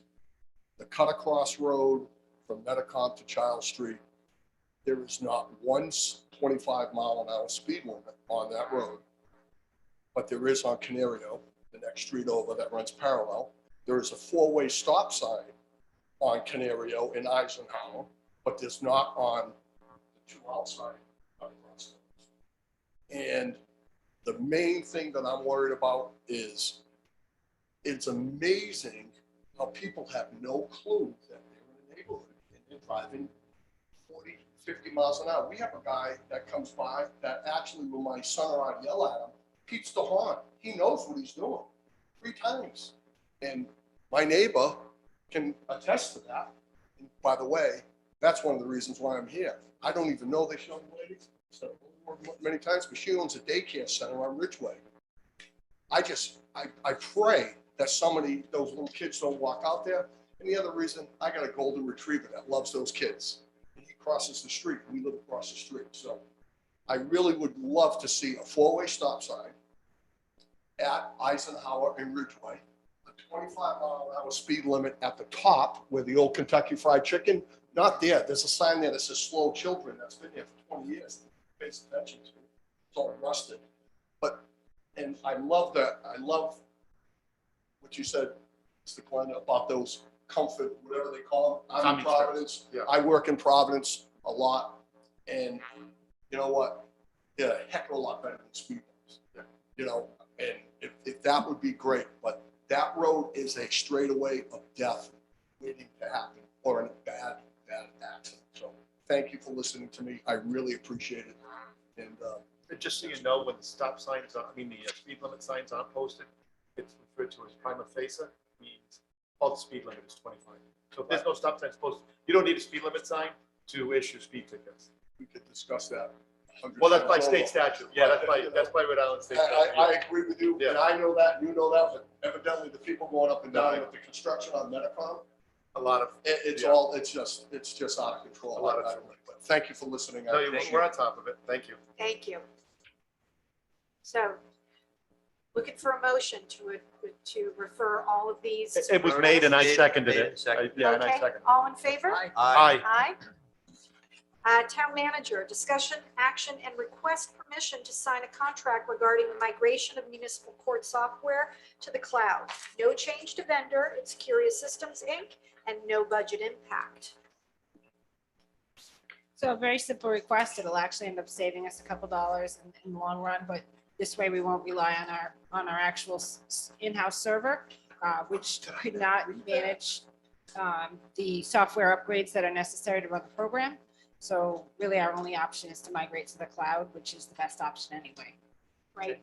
I will make a motion that we authorize the contract regarding putting the municipal court software on the cloud. Second. All in favor? Aye. Aye. And next, we have solicitor. This is discussion and action regarding a claim from Kelly Pereira. If I am correct, you will advise us just referring this to the trust. I'd ask you to deny the claim and refer it to the interlocal trust form. It already has been sent to the interlocal trust. It's a very serious accident. Yeah. It's really a products liability case, but there was a claim against our EMTs that responded. Trust already has the matter, but this needs to be done formally because a statutory notice of claim was sent to the town. It's almost 3 years ago. Yes. Took that long to get where it's gotta go, huh? The main, it seems to me from the outside, the first contact that I had with the case, this was a single car accident. It involved a child in a safety seat. And there was very serious injuries. The father was the driver. The first thing that the lawyers asked us for shortly after the accident was to preserve the evidence. Next step that happened was they wanted the evidence that the police department had surrendered to the family, which was done. And I think that since that time, There's been investigations on the matter that did not involve the town of Warren, the EMTs.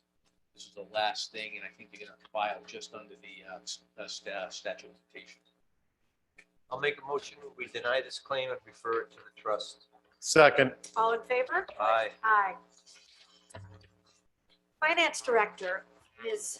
Jan, Revenues and Expenditures, thank you for the report. Anything to Good say? evening. No, I have nothing new to add. Do you have any questions? No, we're still on target everywhere, nothing to be concerned about? Not that I'm aware of. Good. May I ask if we've received payment from the school district for the SRO officer? I think we are still discussing. I haven't received the rest of the payment yet. Correct. There was a partial payment made. What's the outstanding balance? I believe it's around 60,000. Received. That was received. Right, well, it's about the same amount that was the balance due. Because unless we received more payments since the last time No. we spoke. Nothing more. The third-party billing is caught up. Yep. Thank you. I just Mm. noticed that. That's great. Still a month behind because of the reconciliation. Well, thank you so much. Appreciate you staying till the bitter end. I hope it was enjoyable for Thank you. you. All righty, we've done the harbor master, so there is We're done. one last motion we need. Motion to adjourn. Second. All in favor? Aye. Aye. Thank you.